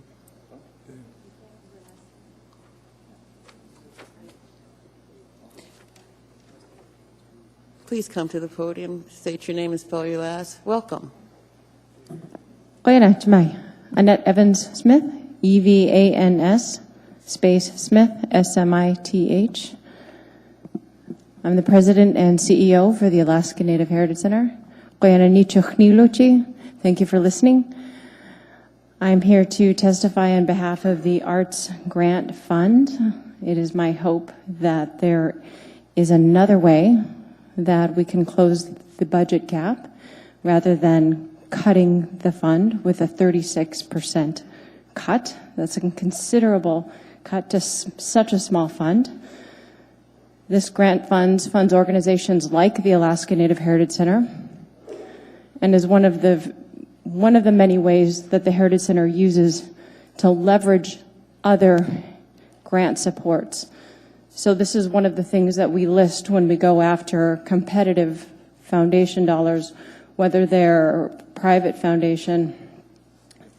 We list them in corporate sources. So this is something we leverage to garner and gain other grant funds. It is like a seal of approval from our local community that we use. And it says a great deal when we say our local community supports what the Alaska Native Heritage Center does. When these grant funds support the Alaska Native Heritage Center, you are saying you are endorsing the work that we do in Anchorage schools. The Heritage Center runs a nationally award-winning after-school high school program. We received the President's Coming Up Taller Award from the President's Committee on Arts and Humanities. This was an award given to one of 15 organizations across the country that year. This year we were also chosen as one of 5 organizations across the country to receive the iLead Award from the Administration for Native Americans. So on a national level, we are competitive in how we are working in Anchorage schools to increase graduation rates, to lower dropout rates, and we do it through the arts. Arts is our intervention. And when we find we do this successfully, the graduation rate for the kids who are enrolled in our programs is around 80%. The graduation rate for Alaska Native students who are not enrolled in our percent on a good year bounces between 46 and 54%. The numbers are not so good. But when you invest in the arts, when you invest in the Heritage Center, you are making an incredible investment in our youth. The Heritage Center integrates into our schools, we do teacher training, and we go into some of the most at-risk environments. We go into McLaughlin. We go into high schools that are for schools who may not be on track for graduation rate right now. We also go into substance abuse treatment centers. So again, through this small granting program, you are making an investment into our work in these areas. And we ask that you not cut this support and that you reinstate funding for this.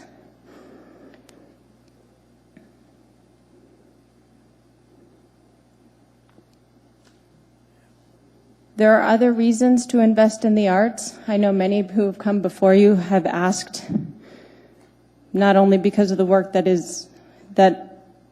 affects graduation rates, that affects students, but also there is a strong economic argument.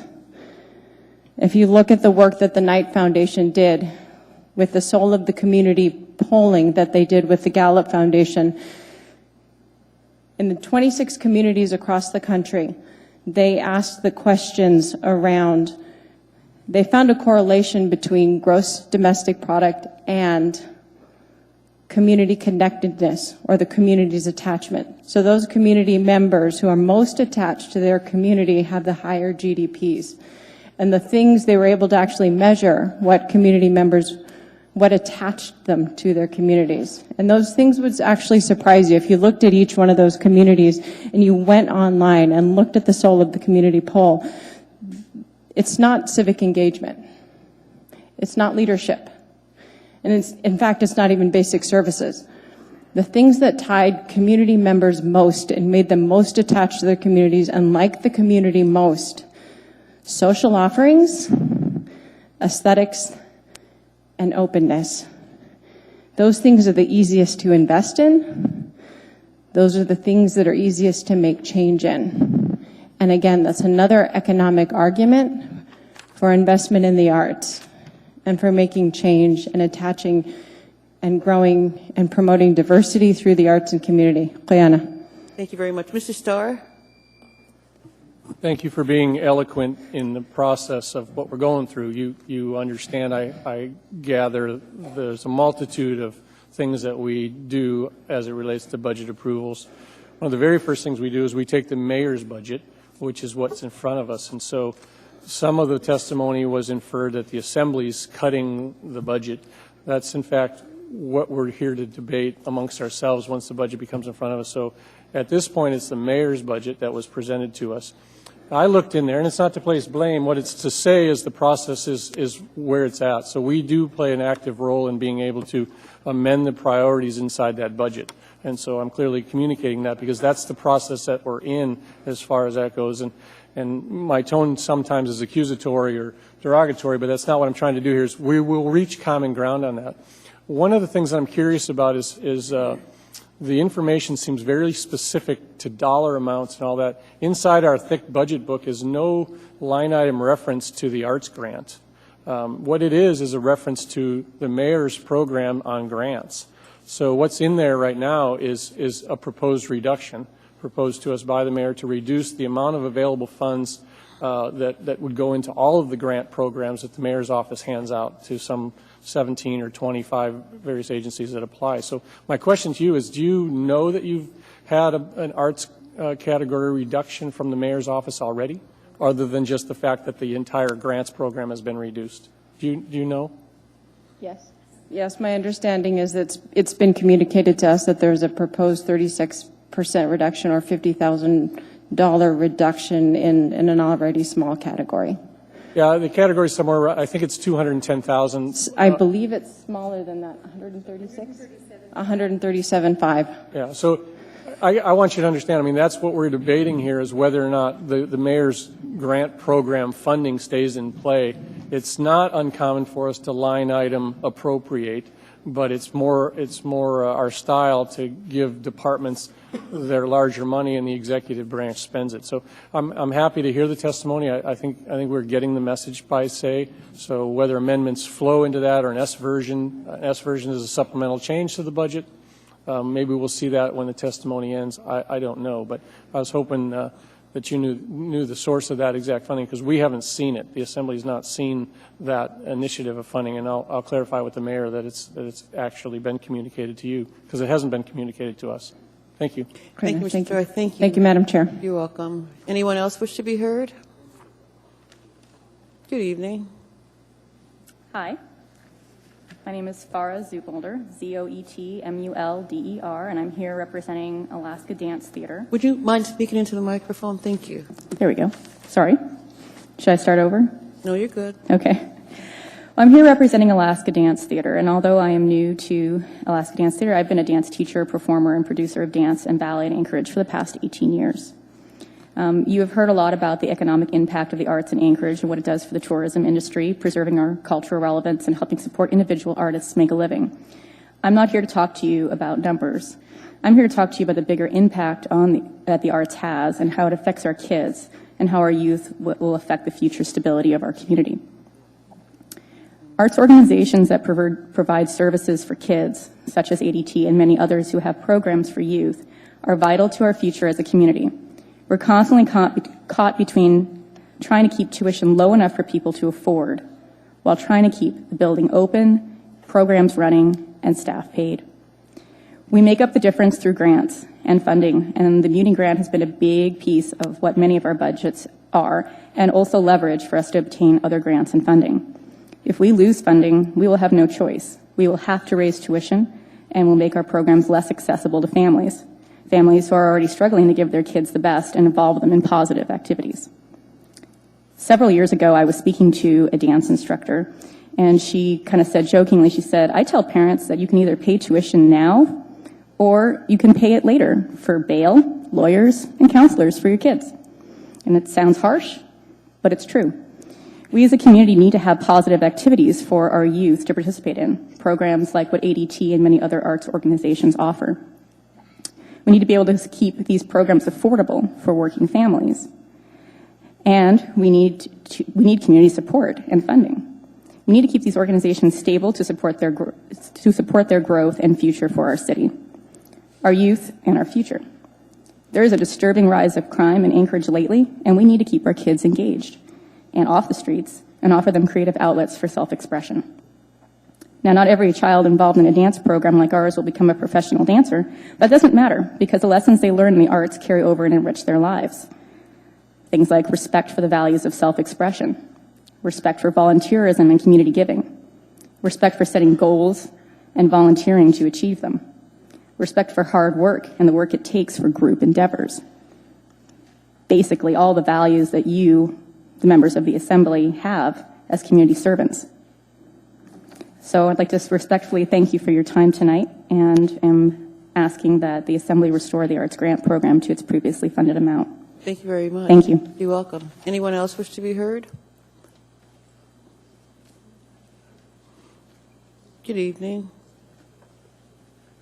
Good evening. My name is Douglas Causey, C-A-U-S-E-Y. I'm a board member of the Anchorage Community Theater. And I wanted to make some very brief comments following the other two as well. In an era of change right now, budget issues are really important. And Mr. Starr, I understand you don't have a budget number to look at, but I think the Assembly plays a really important role here in supporting what you heard, that the amount of money that is currently being provided to the arts continue. It may appear to be on a different level than maintaining roads and public safety, but it's an integral part of the community. It reaches out to all the members of the community. The Anchorage Community Theater is one of the oldest arts organizations in Anchorage. It's over 55 years old, and it is a community theater. People in the community participate and they sit in the audience. And the support that the municipality, supported by the Assembly, has provided to the arts over the years, we're extremely appreciative of. It is important. It makes Anchorage a unique city. So I wanted to state from my standpoint and from the Anchorage Community Theater how important your support is of maintaining art support. Thank you very much. Thank you, sir. Have a good evening. Anyone else wish to be heard?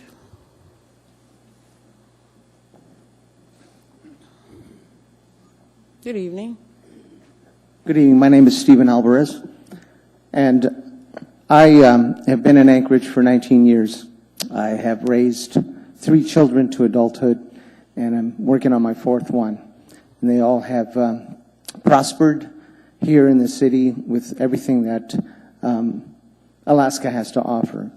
I'm a professional musician and producer and performer, and I have been privileged to work with many of the arts organizations here, the symphony, the opera, the concert chorus, the concert association. I've been able to produce musical theater and basically live the dream. And I came from the San Francisco Bay Area, where I was there for 25 years, where cities 3 times the size as ours struggled to maintain arts. And when I moved up here, I immediately, actually even before I moved up, when I was visiting as a performing artist, I sensed a vibrancy in this city that was kind of intangible, and I couldn't put it into words. But I knew that there was something here, and it drew me here.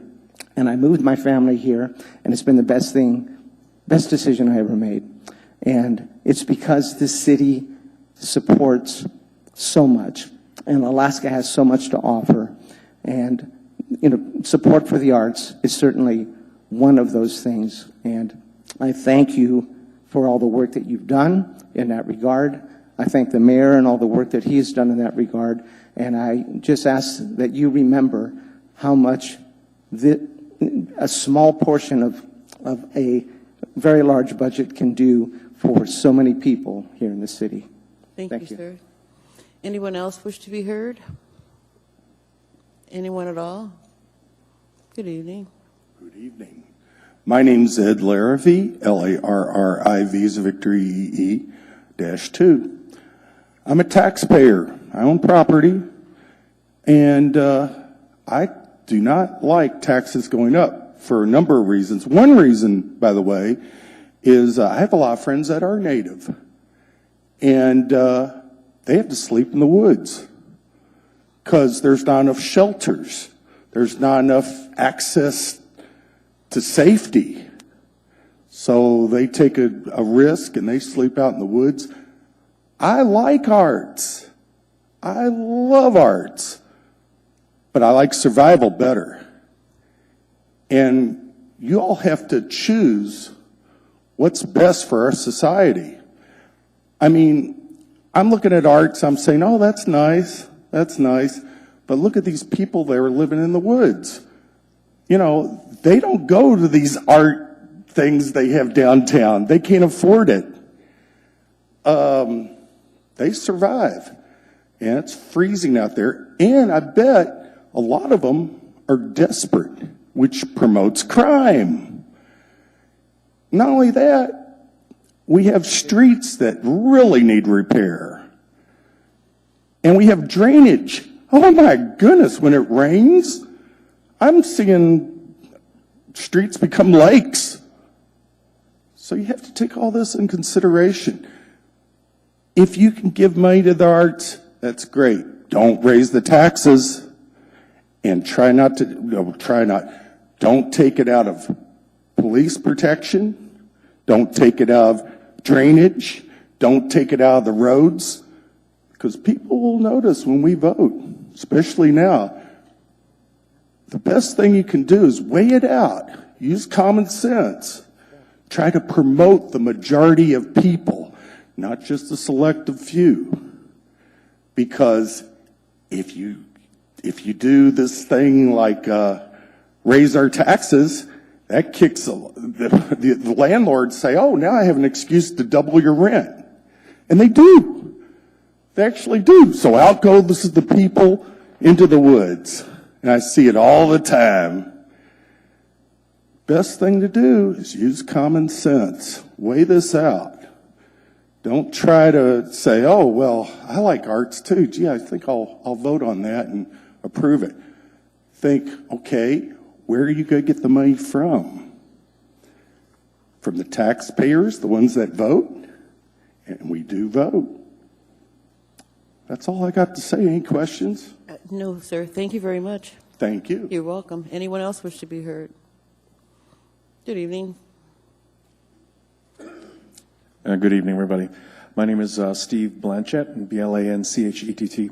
I'm originally from a town called Bethel, and I've been a musician for nearly 25 years, but I've been living here that long, and what brought me here to Anchorage was actually the arts and through music. And since that time, I've had the opportunity to work with Alaska Dance Theater and United Theater Arts, which Stephen Alvarez works for, and Annette with the Alaska Native Heritage Center. And it's such an important part of our culture and our way of life here. It's done so much, and I've seen it over the decades with young people. I've had the privilege of working at the Alaska Native Heritage Center. I'm working there now as a community engagement officer, but seeing it time and time again, how much we affect our young people and how much it affected me. I definitely would not be the person who I am without it. So I know there's a lot of tough issues to tackle with this, with the budget and everything, but I believe that there's, with the arts and what we support and invest in our young people and our communities, it's very profound. So even as with the work that I do at the center now as a development, a community engagement and development, I see these little things. I want to echo what Annette said, just those small gifts, the grants that we got from the municipality this past year. We were able to write those things in to show that our community, our legislature, our decision makers do support us and do support the art, and they're in there. They're in almost every single application. When I apply for those grants, that's a line. Does your government, does your local community support this, and how much? And it really does. From just being able to use the small $10,000 grant that we got from the municipality this year to help take our young kids out on a subsistence program, where we were able to take them out hunting and fishing and hunting for seal, and to learn the holistic part of what arts is, not just creating the mucklucks or the suit or the jacket. It's what you do before that, what you do with the animals when you're processing them.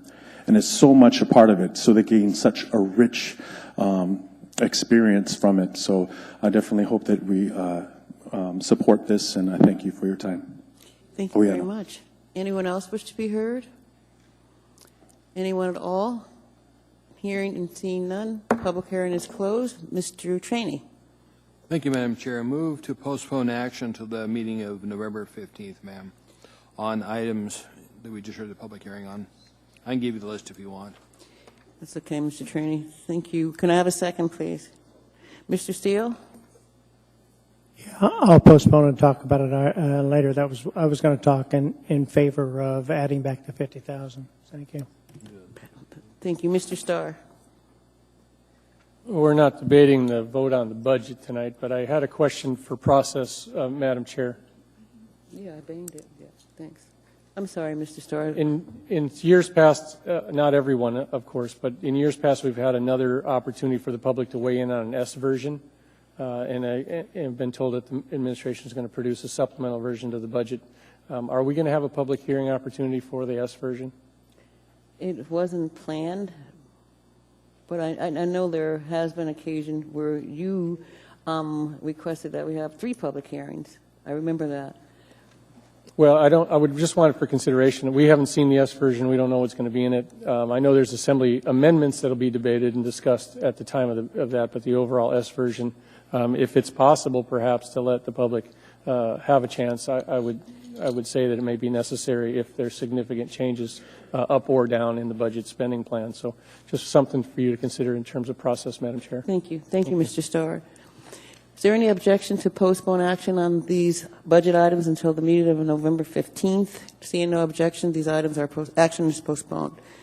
Mr. Trainee. Madam Chair, I move to combine the public hearings item 14D and 14H. Can I have a second, please? Thank you. Item 14D is the second public hearing on AO 2016-103, the 2017 Municipal Utilities Enterprise Activities Operating Budgets and the 2017 Municipal Utilities Enterprise Activities Capital Budget. Item 14H is the second public hearing on AR 2016-236, the resolution approving the 2017-2022 Municipal Utilities Enterprise Activities Capital Improvement Program.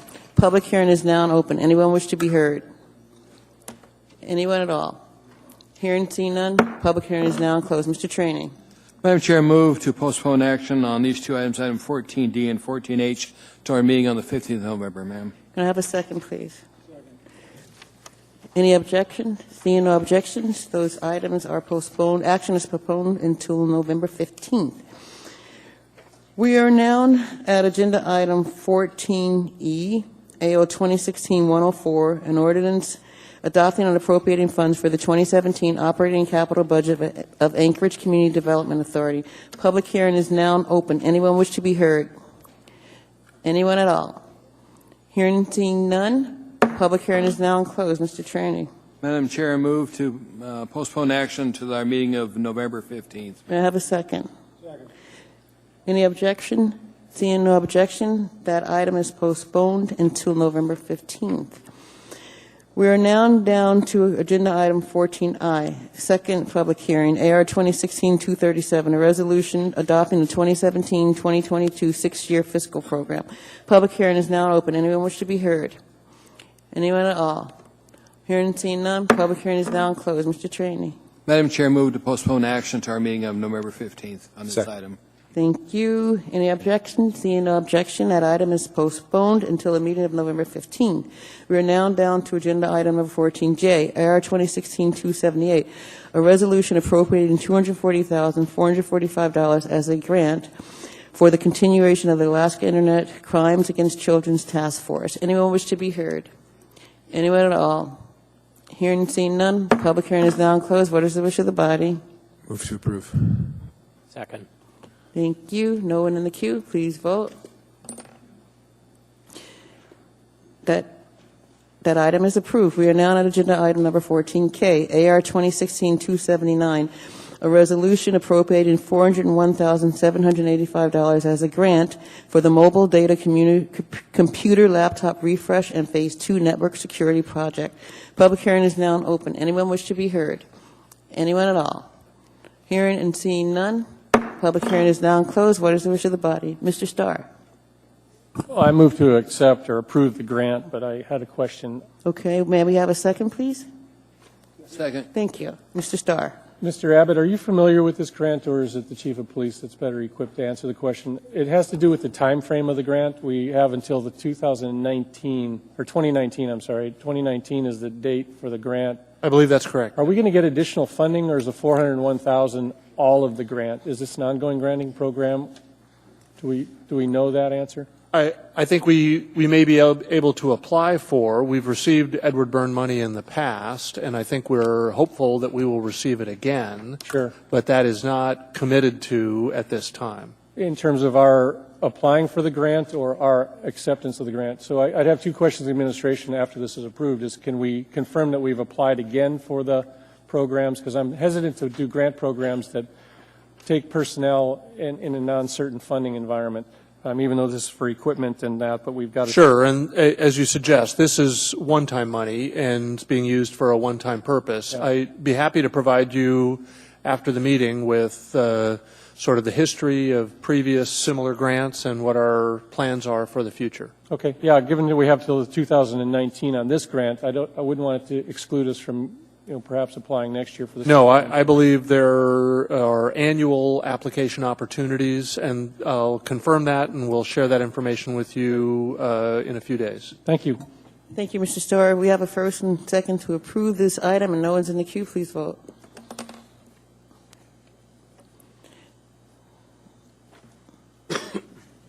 Mr. Dunbar? Thank you. This item is approved. We are now at agenda item 14L, AR 2016-280, a resolution appropriating $2,005,000 from an interfund loan from the General Liability and Workers' Compensation Fund to the Medical Dental Self-Insurance Fund. Public hearing is now open. Anyone wish to be heard? Anyone at all? Hearing and seeing none, public hearing is now closed. What is the wish of the body? Approved, Madam Chair. May we have a second? Thank you. No one in the queue. Mr. Croft. I don't believe I have a conflict, but I did practice workers' compensation law. I don't have any clients anymore that were injured at the school district or the assembly, but I guess I wanted to put that on the record. Thank you, Mr. Croft. No one's in the queue. Please vote. That item is approved. We are now at agenda item number 14M, AR 2016-282, a resolution appropriating $527,000 of Convention Center Fund balance to the Convention Center Operating Reserve and appropriating $400,000 of Convention Center revenues from Area-wide General Capital Improvement Fund for capital improvements at the William A. Egan and Dena'ina Civic and Convention Centers. Public hearing is now open. Anyone wish to be heard? Anyone at all? Hearing and seeing none, public hearing is now closed. What is the wish of the body? Second. Thank you. No one in the queue? Oh, Mr. Training. Oh, yes, there is. Mr. Falsey, sir, I asked the administration what's the intention of the walk-through metal detection unit. Can you tell me what they intend to do? Are they going to violate state law relative to concealed carry, or what's the purpose of this? Through the chair, no, that is not their intent. They are currently using handheld magnetometer wands when they have heightened security events, such as when the president was hosted at the Dena'ina Center, where there was this federal law which allowed them to impose heightened security. There is also a state law which prohibits the use of the carrying of firearms in certain circumstances involving alcohol. When they have those kinds of events, the magnetometers are used, and the magnetometers are also more generally used to find and dissuade people from bringing in bomb material, other things beyond firearms. So there's, to my understanding, no intent to use these devices to violate the general prohibition on municipalities restricting firearms from being entered into a municipal facility. Thank you, sir. Are they going to have placards up to notify the public that for this event you're going to be using a metal detector? Or is it just going to be standard practice not to inform the public? Through the chair, I would have to defer to the SMG managers on that. I don't know that operational detail. Thank you. Thank you, Madam Chair. Thank you, Mr. Trainee. There's no one in the queue. Please vote. That item is approved. We are now at agenda item number 14N, AO 2016-125, an ordinance providing for the issuance of not to exceed $22,200,000 in aggregate principal amount of general obligation school bonds of the municipality. Public hearing is now open. Anyone wish to be heard? Anyone at all?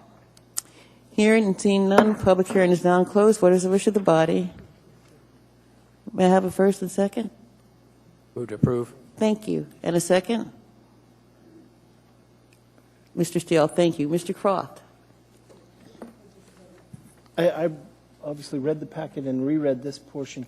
Is this a reauthorization, like refinancing, or is it, because it goes back to 2012 and 13 bonds? I guess I'm still confused and want an explanation briefly if we could. Mr. Abbott. And Mr. Harris may want to jump in, but this is simply the authorization to issue debt that has already been authorized. So there's a separate step in the process whereby the Municipal Public Finance Group actually issues debt, typically about this time of year, and it typically is debt that's been authorized by voters during different election cycles. Does it typically take this long? It depends on how long it takes to spend the money. We don't actually issue the debt until actually the funds have been expended, so that we're not paying interest for any longer than is necessary, or excuse me, until it is absolutely necessary. Okay, so this is the normal course of identifying those projects on these, in this case, 3 bond authorized votes and putting them in the queue and actually getting the bonds. That's correct. Thank you, Madam Chair. Thank you, Mr. Croft. There's no one else in the queue. Please vote. That item is approved. We are now at agenda item number 14O, AO 2016-126, an ordinance providing for the issuance of not to exceed $27,428,000 in aggregate principal amount of general obligation, general purpose bonds of the municipality. Public hearing is now open. Anyone wish to be heard? Anyone at all? Hearing and seeing none, public hearing is now closed. What is the wish of the body? Move to approve. Thank you. May I have a second? Thank you. No one in the queue? Please vote. That item is approved. We are now on agenda item number 14P, AO 2016-127, an ordinance to revise Anchorage Municipal Code Section 6.50060 to restore a fraction of the suspended portion of the annual dividend distribution from the MOA Trust Fund. Public hearing is now open. Anyone wish to be heard? Anyone at all? Hearing and seeing none, public hearing is now closed. What is the wish of the body? May I have a second? Thank you, Mr. Steele. Mr. Flynn. Yeah, thank you, Madam Chair. I think this is a prudent move. I was here when we went from 5 to 4, and I think we've seen returns sufficient to justify moving to 4.25. I do think once we wrap up our deliberations on the budget, we do need to revisit where we are with fund balance and consider moving some surplus funds into the trust to accelerate the recovery so that those of us who have the misfortune of being around after I'm gone, not that my being gone will make them unhappy, but they'll still be here, can perhaps get this closer to 4.5 or 4.75 or even 5% sooner than later. That's all, Madam Chair. Thank you, Mr. Flynn. Mr. Dombrowski. Thank you through the chair. Mr. Who would I want? Mr. Harris, I think, can answer this. What was the 2007 value of this fund? Through the chair, Mr. Dombrowski, the 2007 value of the fund, I believe, was $140 million. Okay. And I think at one point in time during the year it dropped, not in terms of, not realized losses or so forth, but I think it dropped to as low as 87. So it's kind of popped back up and is now, I think, at 156 or so, 158. 158. I believe that's Okay. So, Mr. Harris, if you can go to your C. On your C, it states that this action will extend the number of years before the MOA Trust Fund has fully recovered from the 2007 inflation-proof market cited in AMC 6.50. So your C says you're not to the value of the fund, but your testimony is that with inflation-proofing? Thank you. Through the chair, yes, Mr. Dombrowski, that's inflation-proofing. So originally when they took this action back in 2009, I believe, the idea was to have the body of the fund rebuild, and then on top of that, the inflation proofing would continue to build. So far, the body of the fund has restored its value, and we continue to inflation proof the fund. So the inflation proofing period will go out a little longer, but we have recovered the body of the fund. That amount has done, and the pace at which it will rebuild will take a little longer, but it will still continue to rebuild at 4.25. Okay, and can you tell me again what the amount in the fund is again? I think it's 158. 158. And so if we were looking at the full value of it hitting your target mark where you want it to be inflation proofed, what would your target mark be today? I'm talking about a dollar value. Thank you. Through the chair, Mr. Dombrowski, I apologize. I don't have that figure right in front of me. I think it would be about another $9 million. Okay. But I'd be happy to get that number for you tomorrow, and I apologize that I don't have it with me right now. Okay, thank you. Thank you, Mr. Dombrowski. There is no one else in the queue. Please vote.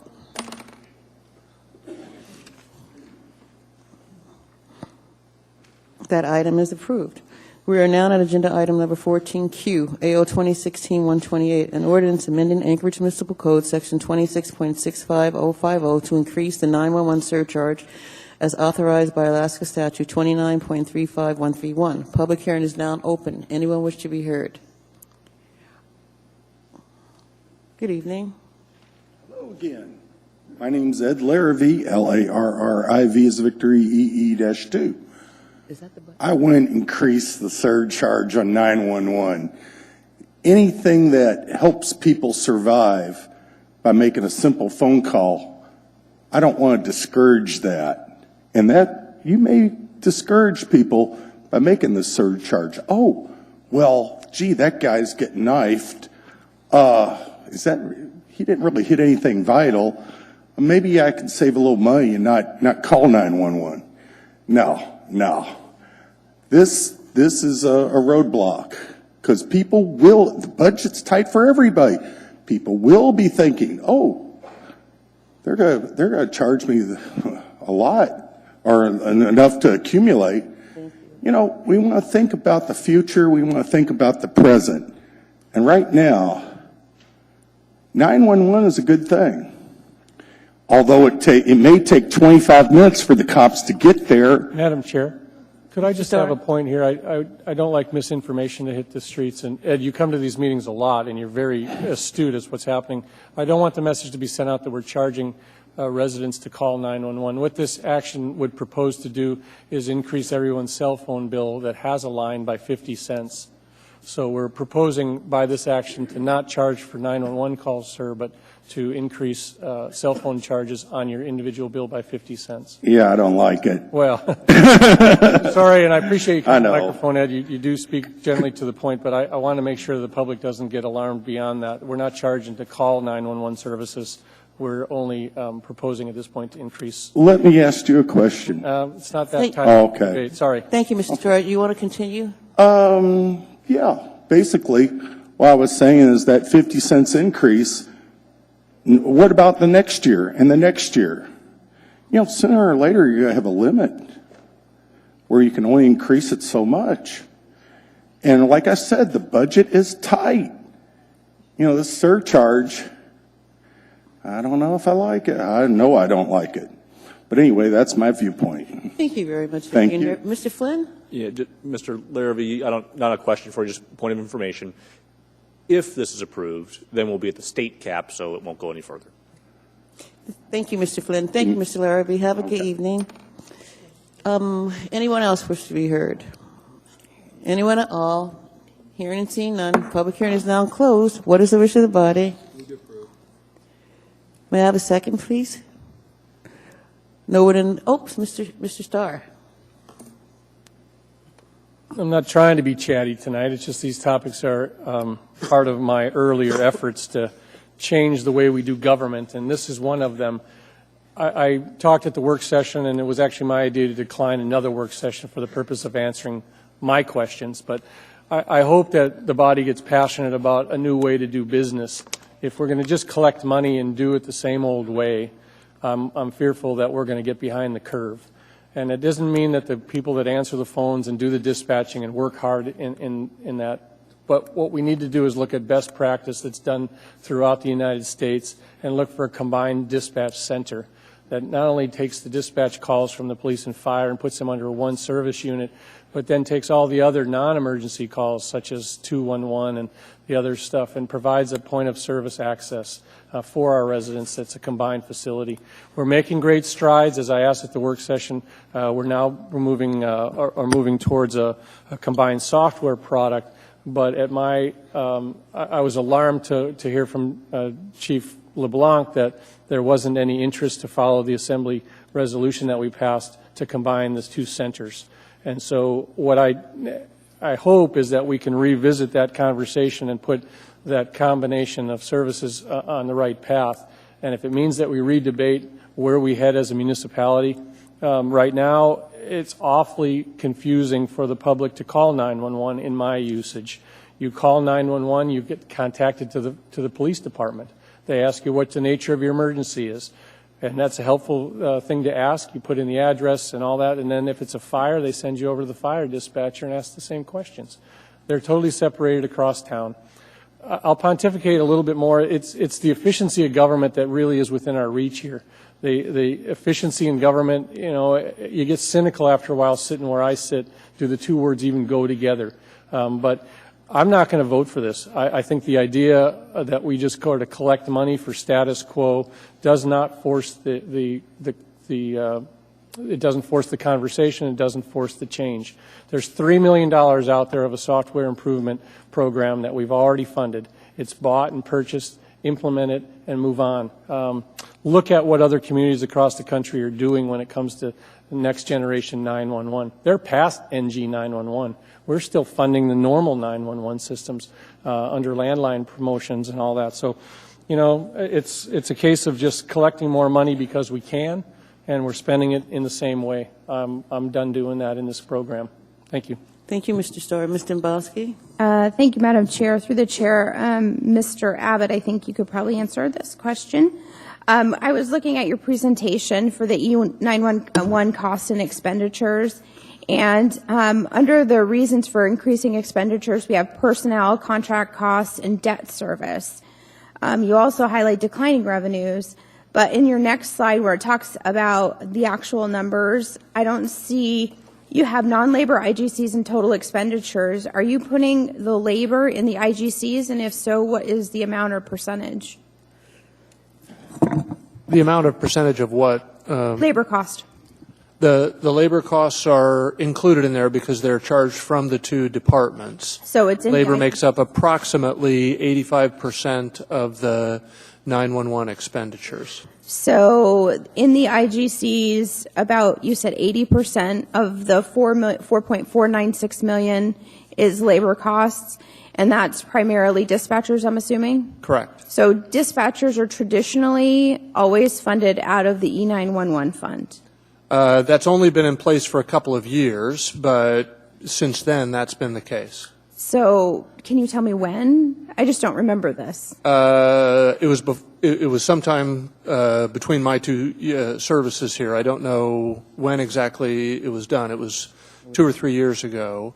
Okay. The Assembly created a separate fund that would both receive the revenues from the E911 surcharge and then spend the money on the E911 related expenditures. So the personnel that are covered by these revenues, do the dispatchers for police and fire, are they 100% funded through the E911 surcharges, or is it a percentage? The dispatchers, I believe, are 100% funded to the surcharge. There are technical support and supervision and other staff expenses that are charged at less than 100%. Okay, thank you. That's helpful. Thank you, Mr. Bosky. Mr. Dunbar? Thank you, Madam Chair. There was a question that I asked of the administration at the work session and again by email, and I also asked it of the industry.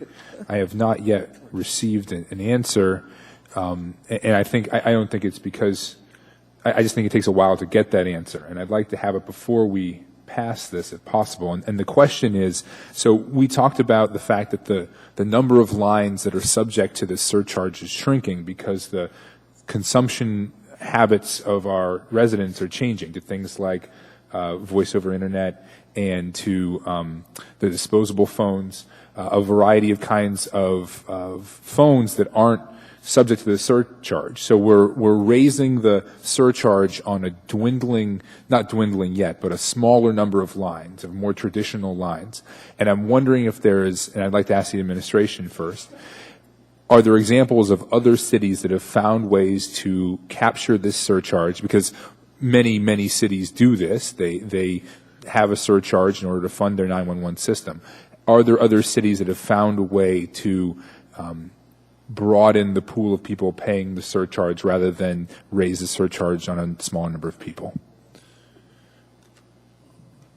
Madam Chairman, Assemblyman Dunbar, I'm not aware of other mechanisms. We're primarily guided by state law in this case. I don't know whether we would have the legal authority to charge phone types that are not currently charged by the state-authorized surcharge or not. That would be a question that would require some research as to whether we could have a separate charge for types of phone systems or communication systems that are not included in the state surcharge. Madam Chair, may I ask a follow-up? Certainly, Mr. Dunbar. So my understanding is that this surcharge increase is already built into the budget in some way. Is that correct? Yes. If we were to delay by, say, 2 weeks the passage of this this ordinance, would that materially impact our 911 services or throw a wrench into our broader budget plans? 2 weeks in order to do this kind of research.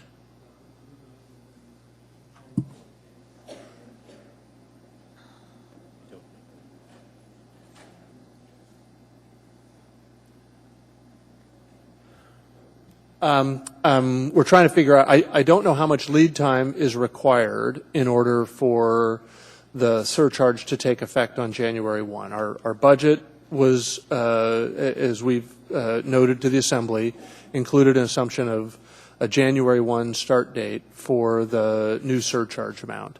And I can't answer for you tonight whether or not November 15th would still give us enough time to implement the surcharge.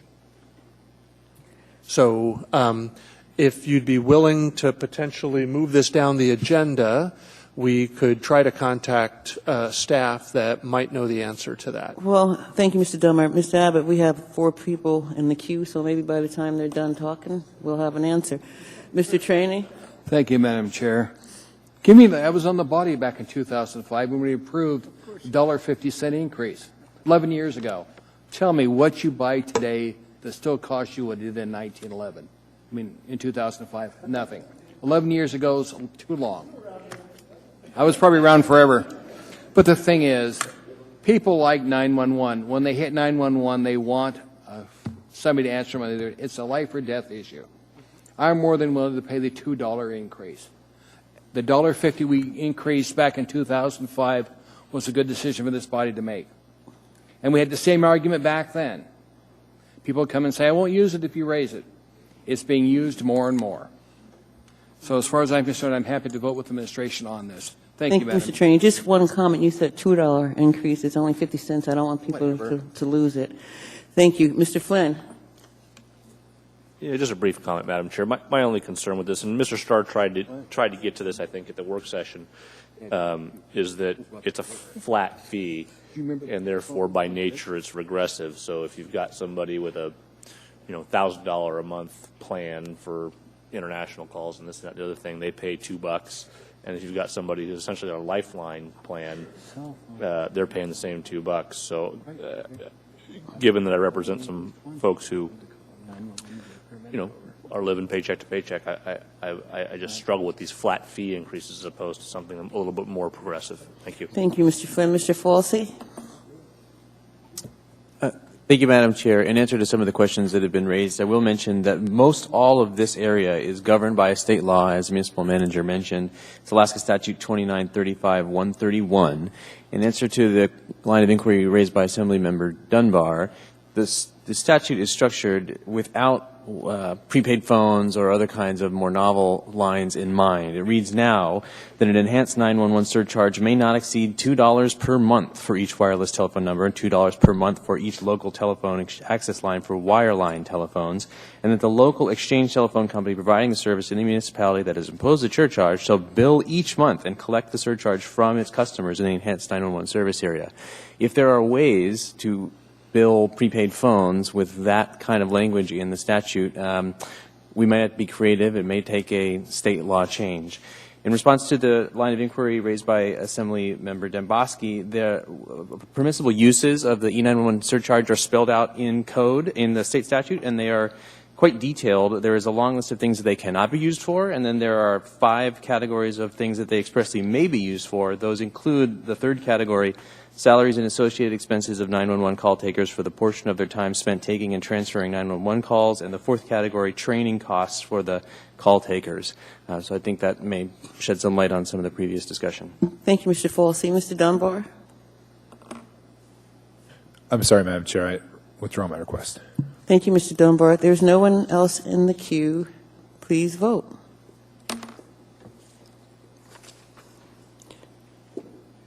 That item was approved. We are now at Agenda Item 14R, AO 2016-129, an ordinance approving a proposed rate increase for wastewater service by the Anchorage Water and Wastewater Utility for submission to the Regulatory Commission of Alaska. Public hearing is now open. Anyone wish to be heard? Anyone at all? Hearing and seeing none, public hearing is now closed. What is the wish of the body? Is there going to be a motion to approve? Move to approve. And a second? Second. Thank you. And Mr. Starr? I think we have to remember, we see these as individual items. People, and I think it was Mr. Steele that started the conversation, but it's cognizant to me every time I improve, whether it be trash or electric or provide increases in water, that it's the household cost that we hit here. And so when you hit the trash increases and you mandate this service fee and you just raise cell phone charges by 50 cents over 5 lines, you're starting to hit everybody's household. And that's what I hear. It's costing more and more to live in Anchorage. And that's really true. It's no secret that the population adjuster for our tax cap went down this year. That means because population is going down in Anchorage. That's an interesting phenomenon for what we're supposed to be called a growing community that attracts. I have the luxury of driving to Eagle River after meetings like this. It's fun. I drive a freeway. We have one. It goes out to the Glen. But when I drive it at rush hour, it's amazing how many people are fleeing this town. And it's more and more and more that they're fleeing this town. And I can't believe that it's because it's great to drive an hour every day. But I think it's because the cost of living is a factor for families. And I certainly know that it is. So just be careful for what we do. That's why the efficiency in government and the ability to run our utilities is equally as tied into every other charge that we throw at our citizens. And it's uncomfortable for me every year around budget time to say, where can we increase the costs or where can we increase our revenues? And we do that by increasing costs. Cumulatively, we're hitting everybody's household, $25 or $30, and it makes a difference. Well, it's a lecture to a degree, but it's painful to do it. We do it item by item, but the consumer sees it at the end of every month. Thank you, Mr. Starr. Mr. Bosky. Thank you, Madam Chair. Mr. Abbott, I just wanted to follow up with you on something that you said in the work session, and I want to make sure I heard it right. So you're asking for authorization to increase by 9.5%, but that may not be the amount that you actually asked the RCA for. Did I understand that correctly? No, and I apologize if I misspoke. The plan will be to ask for the rate increase that is described in the ordinance and the Assembly memorandum. The RCA may not grant that ultimately, so this will initially be done as interim refundable rates, and we hope that the RCA will grant all or most of our request quickly. And then they'll go through a lengthier process to actually make a final ruling on the rate that is made permanent. If the permanent rate ends up being less than what they've initially approved and what AWU has been collecting on, then we will refund the difference back to the utility ratepayers. Thank you. Thank you. Thank you, Mr. Bosky. Mr. Steele. Thank you, Madam Chair.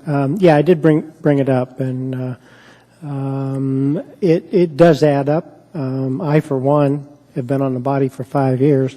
I haven't got a wage increase yet. So every time we raise it by 5%, 10%, 9%, it eats away at my discretionary spending. Thank you. Thank you, Mr. Steele. Mr. Flynn. Well, the reason Mr. Steele chairs the Enterprise Committee is because it came into being because of concerns like this. And when Mr. Starr chaired the Budget and Finance Committee, he asked me to take a crack at looking at the enterprise activities because these tend to just sort of pass through without any real scrutiny. And at that time, AWU was proposing double-digit percentage rate increases as far as the eye could see, based in part on a 20-year replacement schedule for every pipe in the ground.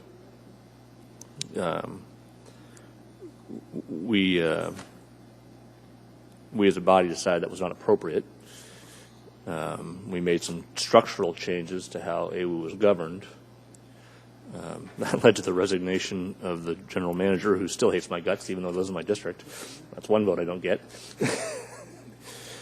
And so what you see before you, I guess, is better than it would have been. But I'm a little concerned that we went from getting these down from 13% to about 5%, and now we're back at 9.5. So somewhere we're slipping. I am struggling to understand why this large of an increase is necessary.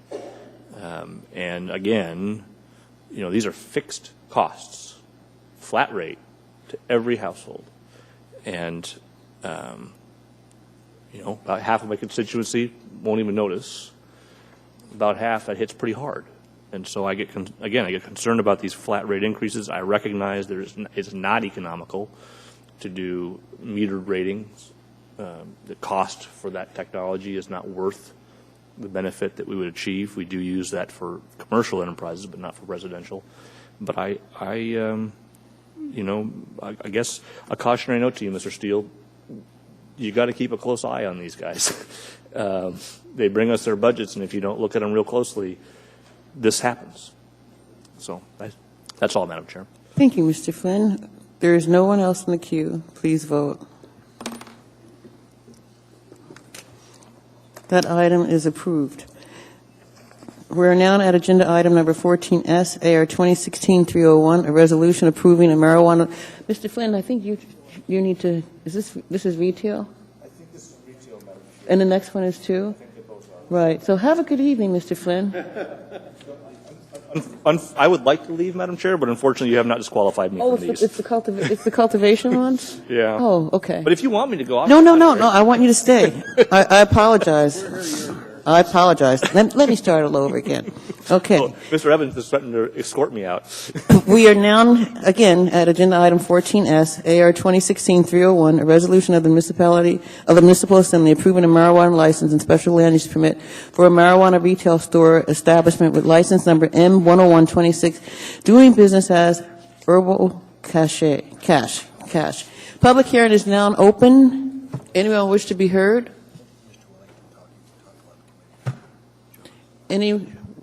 Oh, okay.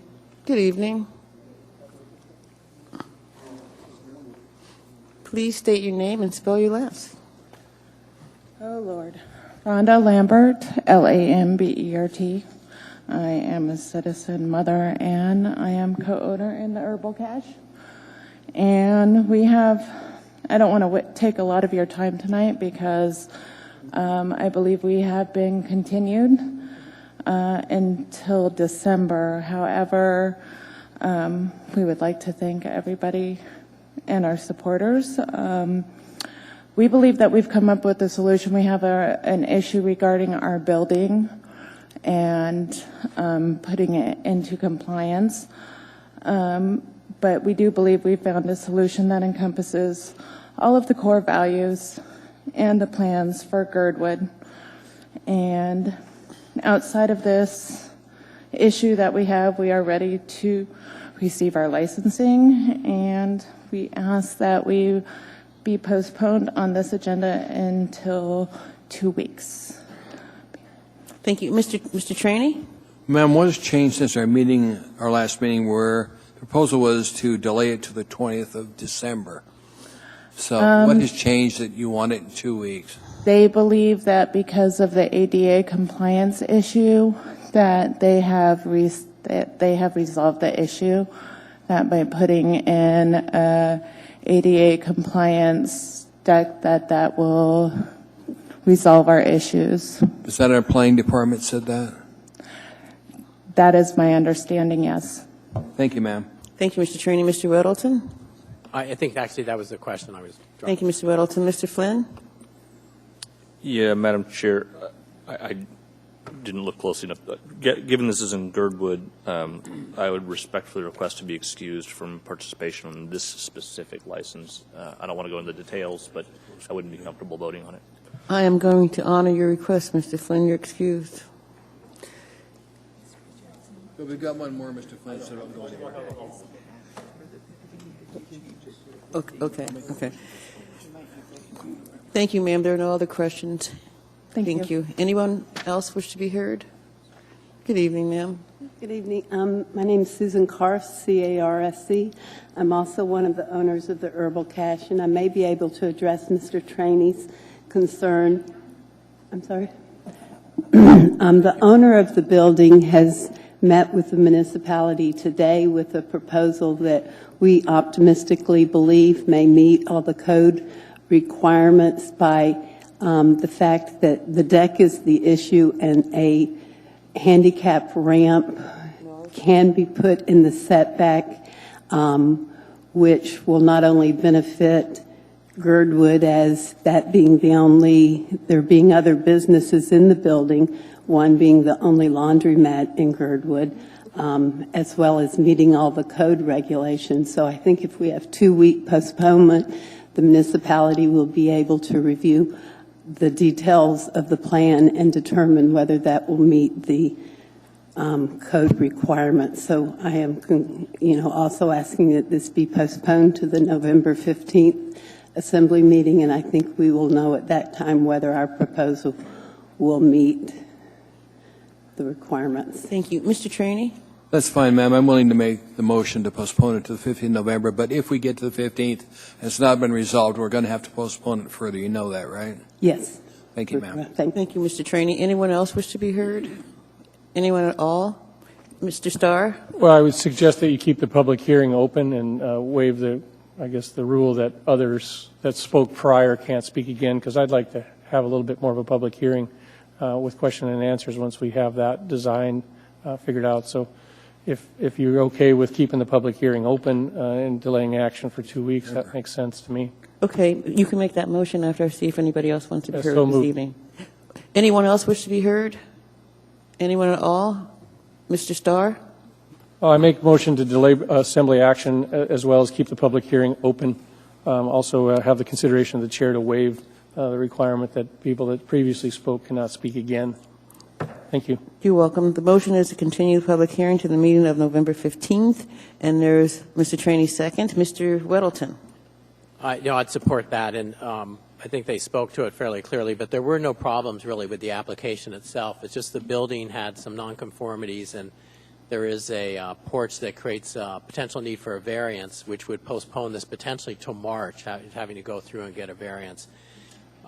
So it is likely that they can do something to remove that need for a variance in the next couple of weeks, and we can move forward. Thank you, Mr. Weddleton. The motion before us is to continue the public hearing to the meeting of November 15th. Please vote. The public hearing is continued to November 15th.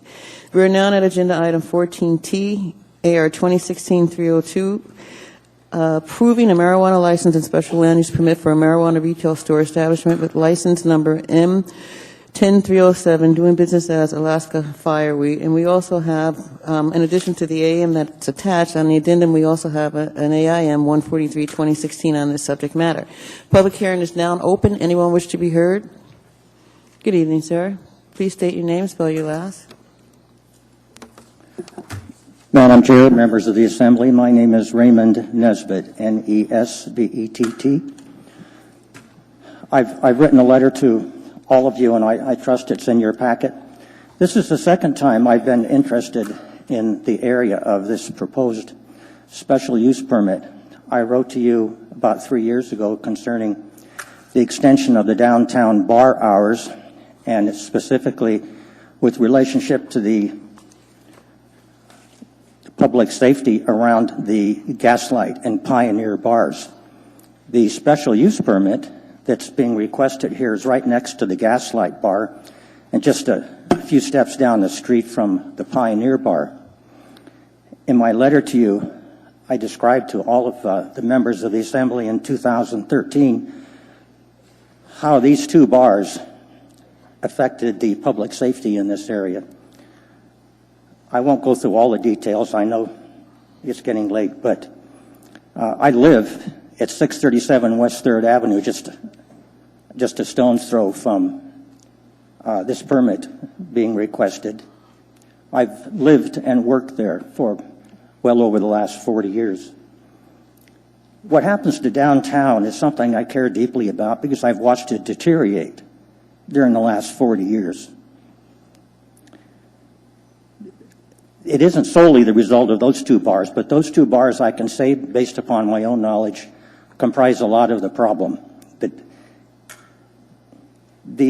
since I wrote my last letter, the Anchorage Daily News published 2 articles concerning this one block, concerning this permit area. And the Daily News reporters went to this area on 2 different occasions and documented, by talking to all of the store owners in this area, how these 2 bars affected their businesses. These articles I've been referred to in my letter to you also. A March 13 Anchorage Daily News article documented how documented beatings, attempted abductions, broken place broken plate glass door windows where people have been thrown through the windows. They've documented shootings. In an October 2013 Anchorage Daily News article, the bar closing hours were described in this one block area as Barmageddon. There was fights about every 10 minutes occurring, and on one occasion there were 5 police cars parked right on the perimeter surrounding the Pioneer Bar and the Gaslight Bar.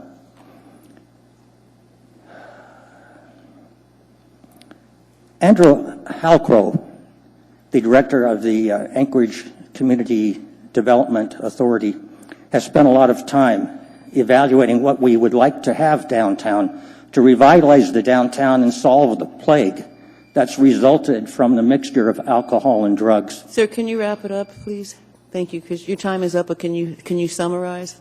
Thank you. What I can summarize is that there are 1 million tourists every year coming through Anchorage, and there's 10,000 people who regard downtown as what they would like to believe is a safe place to work. Establishing a pot shop in the mixture of this concentration of bars that result in mayhem, it results in a war zone during bar closing hours on Friday and Saturday nights, is, I think, not guaranteed to help solve the downtown problem concerning drugs and alcohol. Thank you, sir. Mr. Weddleton has a question. Hi. Maybe more of a statement than a question, but I think the problems you've outlined we hear frequently, and it is a real problem.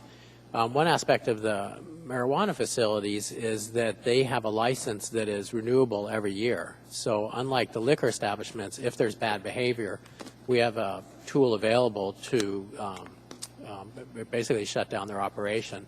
And I think this evening you saw us for someone who's not even quite with a license yet. We're calling him back to talk about some behavior that we thought might not be appropriate. So as far as marijuana establishments go, it might actually help dampen the problems there. They also are required to close several hours before bar closing, so that would probably not increase the problem there.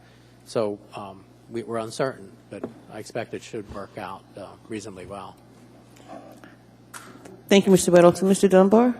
Thank you, Madam Chair. Actually, Mr. Weddleton just hit on my point, sir, and I was going to ask if you, perhaps your position was a little bit softened by the fact that I think many of us share your concerns with bar break and are thinking about ways to make bar break safer. But these marijuana shops have to stop selling at, I believe, midnight. So it's a different time frame. I also wanted to ask you, so your last name is Nesbitt. We have a very large and beautiful courthouse named the Nesbitt Courthouse right there, and I was wondering if that was named after a member of your family. Madam Chair, Mr. Dunbar, yes, it is. The courthouse was named after my father, Buell Nesbitt, who was Alaska's first Chief Justice after Alaska became a state in 1960. Thank you, Mr. Dunbar. Thank you, sir. Have a good evening. Thank you. You're welcome. Mr. Flynn, did you want to ask this gentleman a question? No. Okay, thank you. Anyone else wish to be heard? Good evening. Here I am again. My name's Ed Larrivee. Larriv is a victory dash, double E dash 2. Anyway, our last speaker just hit on the head. Look at the crime we have in that area. Now, this is when the shops aren't there. This is going to take, when these shops open up, this is going to take the customer away from the pusher. And it will also deter harder drugs, because a lot of the pushers try to increase your high. You like this, you ought to try meth. Well, this takes the customer off the street and into legal property where what they're buying, they know what they're getting. While on the street, you don't know. So I think this is going to deter crime, big time. And also, the people that are coming out of these bars, I'd rather deal with somebody that's drunk, or not drunk, but high, than deal with somebody drunk. So this might deter that too. These people are heroes. These people are trying to clean up our town because right now, like you said, the crime down there, 2012 to 2013, these shops weren't there. And the crime goes up and up and up. You know, I'd give these people a break. I would. And again, you can recall them. If they screw up, you can recall them. I would give them a chance just to see. You know, that's the logical thing to do. Well, thank you. Thank you. You're welcome. Anyone else wish to be heard? Thanks, Barbara. Good evening. Good evening. Thank you. My name is Susan Nolan, Nowland. Anthony Mann, MANN. And we're the owners of Alaska Fireweed. So we're here to answer any questions you may all have. Just for the record, we plan to be closed by 10 p.m., so we don't have to deal with the bar industry. And so we're here to answer any questions. Thank you. Mr. Bosky. Thank you, Madam Chair. Through the chair, Ms. Nolan. Can you just explain, for the benefit of the Assembly members who weren't at the committee meeting, your process and what you're going to do for security and how you're going to deter, I don't want to say vagrants, but how to deter lingering maybe around your shop? All right. Thank you very much. Through the state regulations, they're very strict in regards to security issues. So we had to have a very detailed plan that went before the state and along with their approval. So along with that, we have a very sophisticated camera system that's going to be placed on 4th Avenue and then also in the back alleys of 4th Avenue. So that will also provide the city with probably very good coverage and in high def. We've reached out to our neighbors as well and the local law enforcement, and we let them know that if we can do anything to help, let them know. Because as far as security systems go, it's probably the most elaborate one in that area. We wanted to be in full compliance with the state regulations, and we wanted to, not leave any gaps in our coverage as well. So, yeah, just let you know that we did reach out to the local people, law enforcement. So if anything happens in that paved for parking lot behind us, then the APD can come and they have full access to our system as well. So, thank you, Mr. Bosky. Mr. Starr. You have a unique location in that you'll be a lot of walk-up traffic, I suspect, and a lot of tourist curiosity. As I've said here before, I interface with tourists quite a bit, and I'm amazed at the number of different languages that are spoke. So are you prepared to be able to translate into German and French and Japanese? I don't need an answer to that necessarily, but it could potentially be a problem for folks that don't quite understand what you're doing. Obviously, if you're from some other places where it's already a legalized commodity, it's great. They'll probably embrace it because it's like home. But others, I suspect, are going to be curious. And so I warn you of that interaction, as well as the ID checking is going to be passports and documentation that may not have a picture on it and things that would perhaps be a catch to that. We've had airplane security issues where people just don't have a photo ID. That's interesting. You're also, it looks like you're designing a facility for on-site consumption soon. Is that true? Well, the regulations have not been passed yet by the state. We have a very large space, close to 3,000 square feet.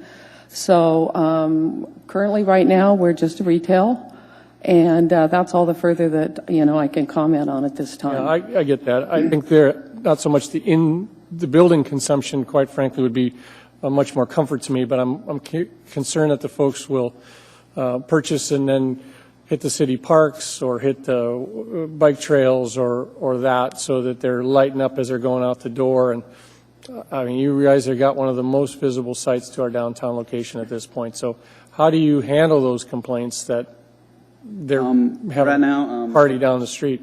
The economic planning meeting that we had earlier last week, we had a draft of our little pamphlets that we're going to offer coming in and exiting the store of the local Alaska law for, not where it's allowed, where it isn't allowed. So we're trying to put together that little information packet just so we're informing people maybe, that's interesting about German, maybe we may need to offer it in other languages, but just so we can let people know if they're coming in from out of state and maybe they're used to Colorado law or maybe no marijuana laws at all. So right. we're trying Well, to I'll be support it. I informative. think you just have a big task, bigger than most. People aren't going to drive there as a destination and take it home and consume. I think you're inherently designing towards the folks that may just be tourist driven, as well as, of course, the local businessman that needs to come over there. But yeah, good luck. Thank you. Just for the record, I participated in the Anchorage Tourist Industry Conference first part of October and was on a panel, and we probably had about 300 people in our room. And a lot of those questions were brought up. I helped the tourist industry design a pamphlet that they'll be handing out for the cruise ships and that whole industry. So we want to be good citizens, good stewards of this industry. So we're taking everybody's advice very seriously. We want to make this work. We want it to be a great industry and a great business for the Alaska and the residents of Anchorage. Thank you for that commitment. Thank you. Thank you, Mr. Story. Mr. Trainee? Thank you, Madam Chair. I'll vote for this. I want to see you be successful, but please look at the secondhand smoke ordinance, because I really don't care what the state thinks. Our secondhand smoke ordinance pertains to the city of Anchorage. So make sure whatever you're planning to do for consumption doesn't violate our secondhand smoke rule. You would look at that. I And hopefully I appreciate won't that. see you again until next year when we deal with your renewal. Thank you. Good luck. Thank you, Mr. Trainee. Mr. Steele? Thank you, Madam Chair. I'm hoping that you take your enthusiasm for cooperation with others to touch base with the other providers of marijuana, whether it be sales or whether it be grow operations or testing. But I think there's a need for the group to come together to share experiences and to work as kind of an association of some sort. So hopefully it's going to happen. Great, thank you. And we do have a local chapter, the Anchorage Cannabis Business Association, and it's very well attended, very well attended. Awesome. Good. Thank you, Mr. Steele. Mr. Croft? Any plans to expand into the Gaslight, kind of clean up the neighborhood? No. Thank you, Mr. Croft. Mr. Dunbar? Thank you, Madam Chair. And I apologize. It might already be in our packet. I just didn't see it. But did you have a chance to go to the Downtown Community Council, and how were you received there? And then I would also echo the prior comments about working with the community, and perhaps Mr. Nesbitt, if you get a chance to speak with him, if you haven't already. We've had some operators come before us, I'd say more alcohol than marijuana, that are more resistant to speaking with their community, and I hope that you maintain that openness. But if you could speak to your reception at the Community Council, I'd appreciate it. Thank you very much. We are members of the Downtown Partnership and have been all summer. We did present at the Downtown Community Council I believe it was the 5th at their meeting. Felt it was very well received.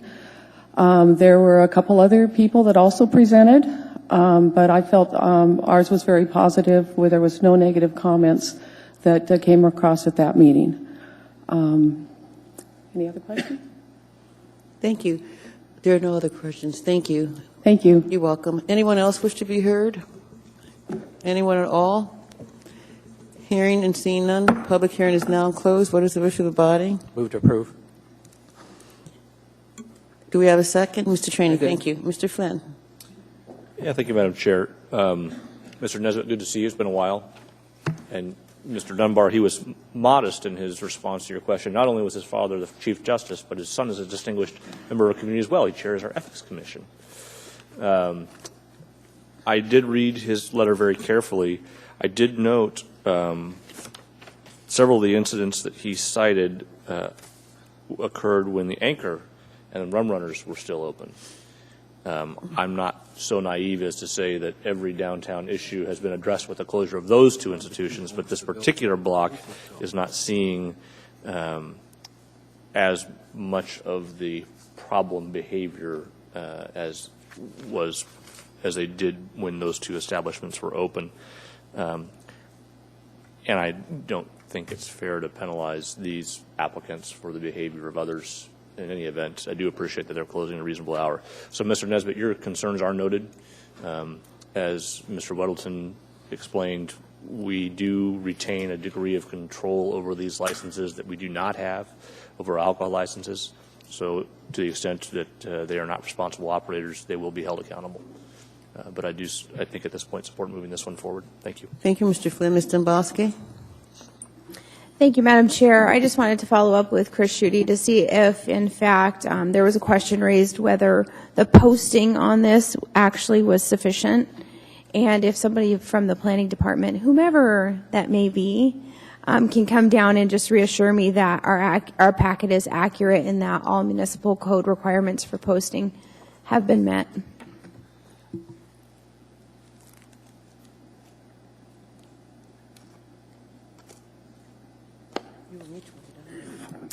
Through the Chair, Ms. Dombowski, Erica McConnell with the Office of Economic and Community Development. We recently changed the posting notice requirement because for as long as I've been at the Muni, we were not providing the level of detail that had been required by code in our posters.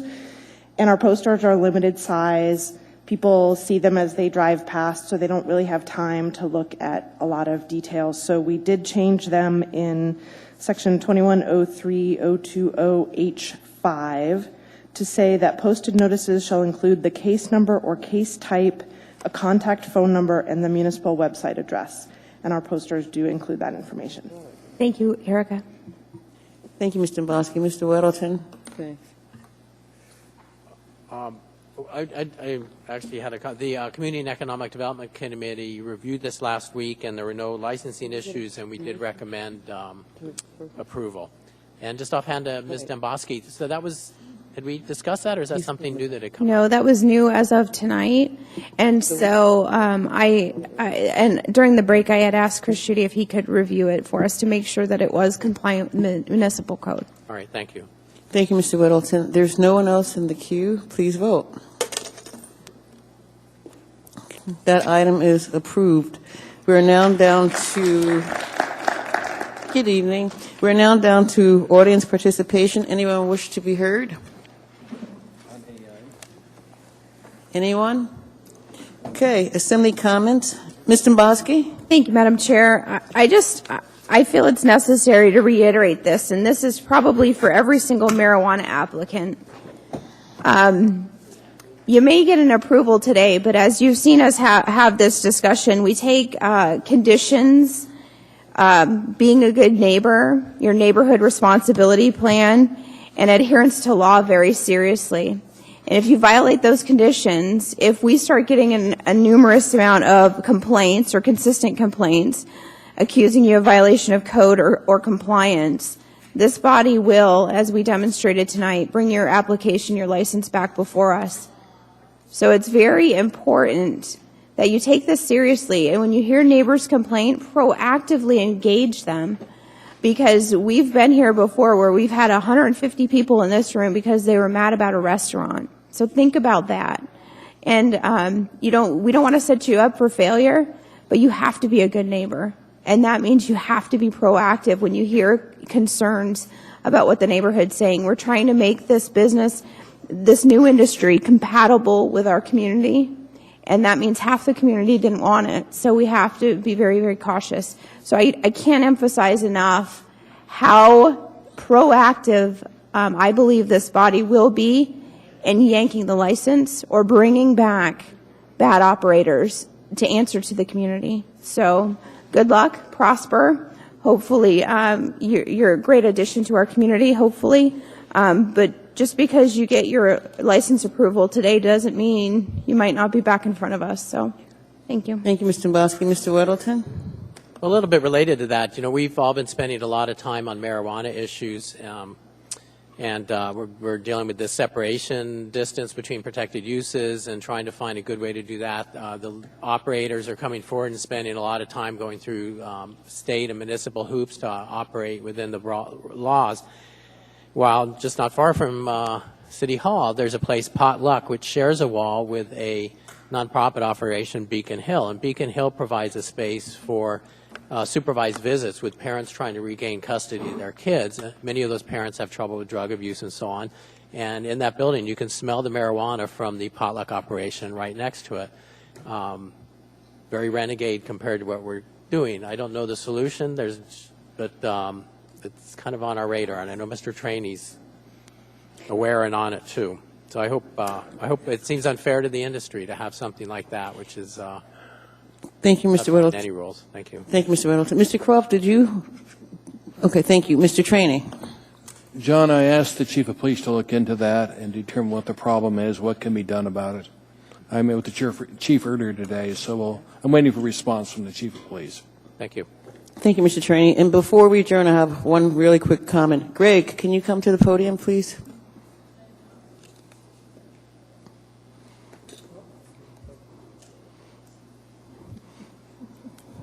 Hello, Greg.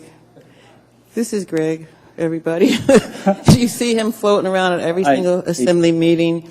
And today is his last day, and I wanted to take a moment to publicly thank him for saving us during our meetings so many times.